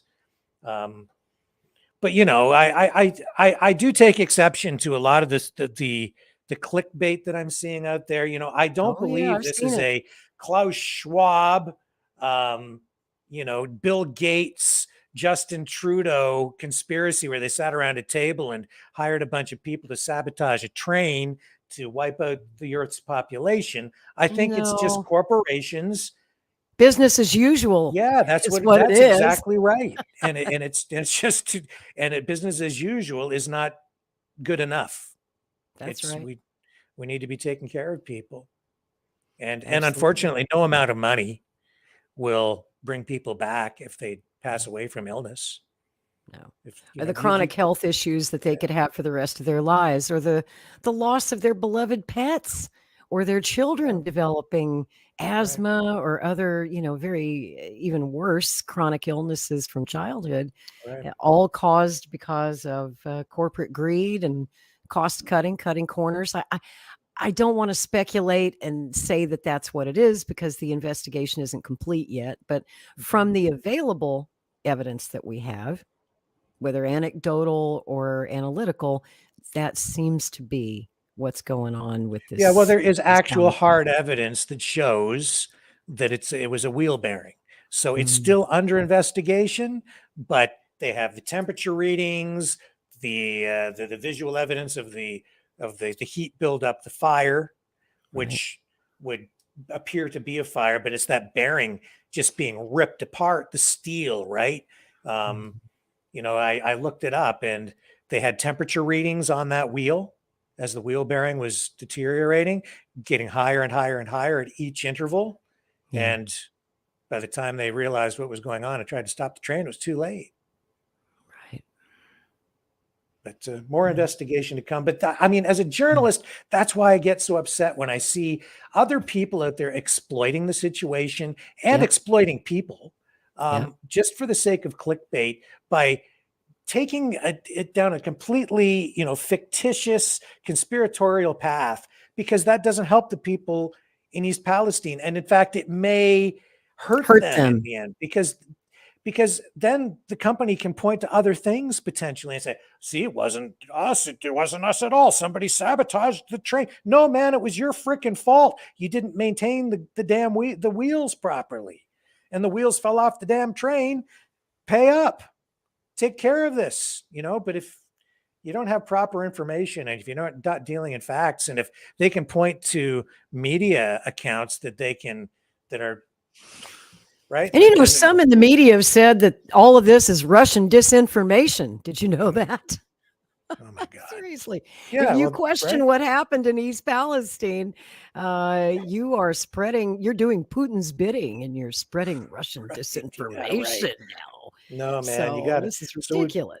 So what those guys are doing is great, because they are trying to gather actual facts, and they're trying to get actual testing done by actual scientists, experts who can compile the proper data. And then you can take all that into court and get the people the compensation that they need, or they can use that to lobby government to get the action that you need from your elected representatives, which is where the action really needs to be starting right now, to get immediate assistance to people there, to get them the health care they need, the compensation, even the property damage. I mean, what do you do when you've invested your entire life into a mortgage, and now your house, nobody wants to buy it because you live by the railroad tracks? That's right. Imagine what this is going to do to rentals and the real estate market in that area. So who the heck wants to move there now? Yeah. So those people need help, man. They do, really, and they need it fast. And I hope that somebody out there within the sound of our voices tonight is in a position to help, whether it's with a donation or pro bono work, anything that you can do. Please don't forget about these people. It could be you next time. Everybody's got a railroad running through their town. That's right. Could be anywhere, anytime. Could be you. Could be your family. That's exactly right. Yeah. Hey, before we go, I wanted to tell you something. This might brighten your day. It's been such a sad subject we were talking about, but I wanted to tell you that you are getting some new fans here at Maverick News. You've probably noticed your numbers are climbing, and I'd like to think I helped with that a little bit. I plug your show a lot on Twitter, where I have a pretty good following, and a lot of folks have been discovering Maverick News here in the last few months, last month or so especially, and they discovered it through I had someone today who's very kindly sent me a $30 donation and said how much they enjoyed the interview that we did with Ambassador Dmitry Polyansky, Russia's ambassador to the UN. They absolutely loved that interview, and they just sent that donation as a way of saying thanks, and said that they'd never heard of Maverick News before until that interview. And because they're interested in all things Russia, they discovered the channel, and now they're watching every single day, and they really enjoy your show when I'm not there, and they like the show when I am here too. I hope they do when you're here too. They sent me, I just thought it was really nice. And what this person said really stuck with me. I've been thinking about it all day. They said, you guys are the alternative to the alternative media. Now, see, there's something I can appreciate. I thought you'd like that. Yeah. If the shoe fits, it fits you very well. We are the alternative to the alternative media. Welcome to the island of misfit toys. You found your place in the world. That's right. Welcome, weirdos. Glad to have you. Oh my. Well, that's good news. It is. I thought you could use some today. Thank you. Yeah. Well, that's largely because of your efforts, I have to say. And Thanks, bringing Rick. some great guests over here, including the folks we had on tonight, and the ambassador, and many others. So I've got some really interesting people in the pipeline, actually, to come on the show very soon. Can't talk about it yet, but working on it. Okay. All right. Looking forward to that. Well, folks, I guess that wraps it up for tonight. So let me find the right closer here. I I had so many things. Are you going to hit the self-destruct button? The ejection. This show will self-destruct in 60 seconds. The eject seat. I'll just shoot out like that. Beam me up, Scotty. Let's get the hell out of here. Yeah. Anyway, I thank want you off very this much. planet. Thank you very much, everybody. We'll be back tomorrow night, 6 p.m. Eastern Standard Time. I do have a special guest tomorrow night as well, Marilyn Klitsky. She's going to be testifying at the upcoming National Citizens Inquiry into the government response to the pandemic on the 30th in Toronto. But she'll be here tomorrow night to share her story about getting the thing in the arm and what it did to her. So an important broadcast tomorrow evening. Please join us for that, 6 p.m. Eastern Time on the flip side.